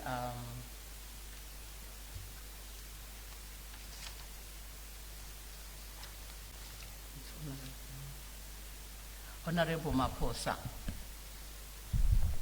Thank you so much, Honorable Speaker, Madam. Good afternoon again. I stand to wind up debate on the Public Accounts Committee report on ADA.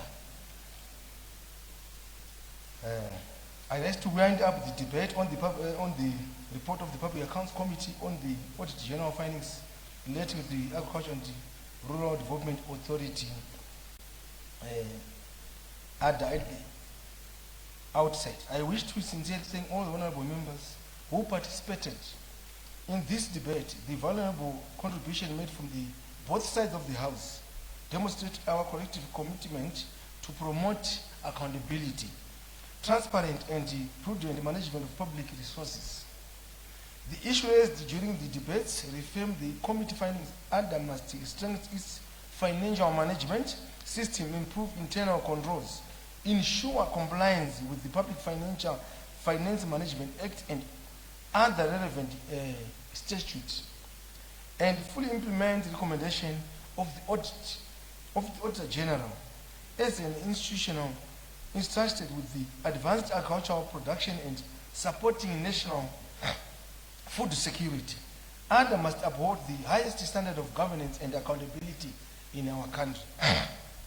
Honorable Speaker, Madam, the committee recommends indeed to assist ADA in improving its operation efficiency and financial sustainability. Public resources are scarce, and every dollar allocated to public institution must utilized economically, efficient and effectively. It is therefore imperative that management takes corrective action to address the shortcomings identified in the reports and prevent reassure similar audit findings in future. I also wish to emphasize that effective oversight does not end with the adoption of this report, Honorable Speaker, Madam. The committee expects the responsibility ministry, ADA boards and management and all relevant authorities to implement the recommendations and strengthen the oversight mechanisms. This House will continue to monitor progress on to ensure that tangible improvements are achieved in the management of public resources. Honorable Speaker, Madam.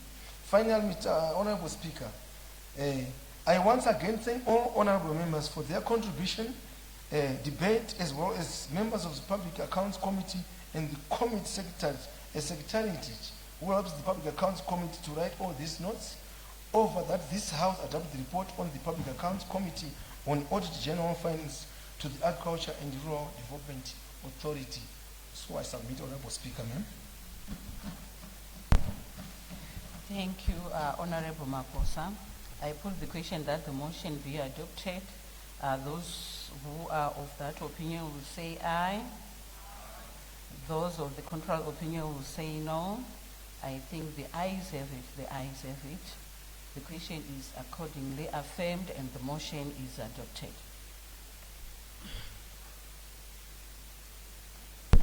The clerk will read the 55 order of the day. Urgent debate on motion on the report of the Portfolio Committee on Health and Child Care on the petition from Christian Legal Society of Zimbabwe on community caregivers, SC 52 of 2025.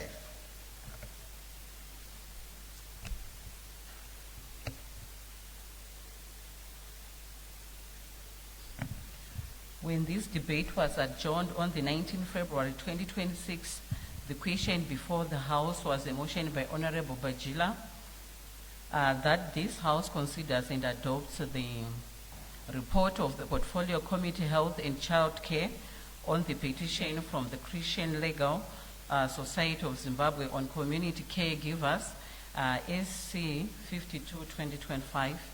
I now call upon Honorable Bajila. Thank you so much, Madam Speaker. I rise to move for the adoption of the report. Maybe let me start by thanking members of the Christian Legal Society and thank members of the Portfolio Committee on Health and Child Care for producing the report. I would also extend thanks to members of this House for the debate that they put. Essentially, Madam Speaker, the debate centered around ensuring that community health workers get support from government, are included in the Salary Services Bureau so that they get properly remunerated such that the care of people who are under domestic care but are patients is part of government responsibilities to that extent. We as a committee had hoped that the Ministry of Health and Child Care will come to this House and respond to issues that members raised during the debate. Unfortunately, that did not happen. We hope that in future, when we have got these debates that have got questions aimed at the ministry, ministries are compelled to come and respond to questions. Having said that, Madam Speaker, I would like to take this opportunity to move that the report of the committee be adopted.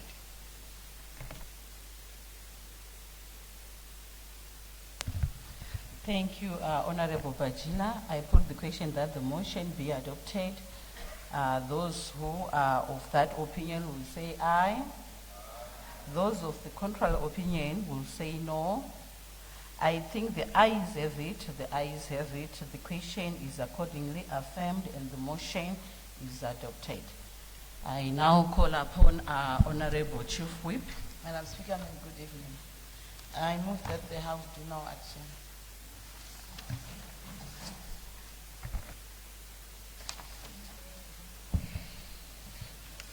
I second, Madam Speaker. Thank you, Honorable Moyo. Madam Chief Whip, can you approach the chair?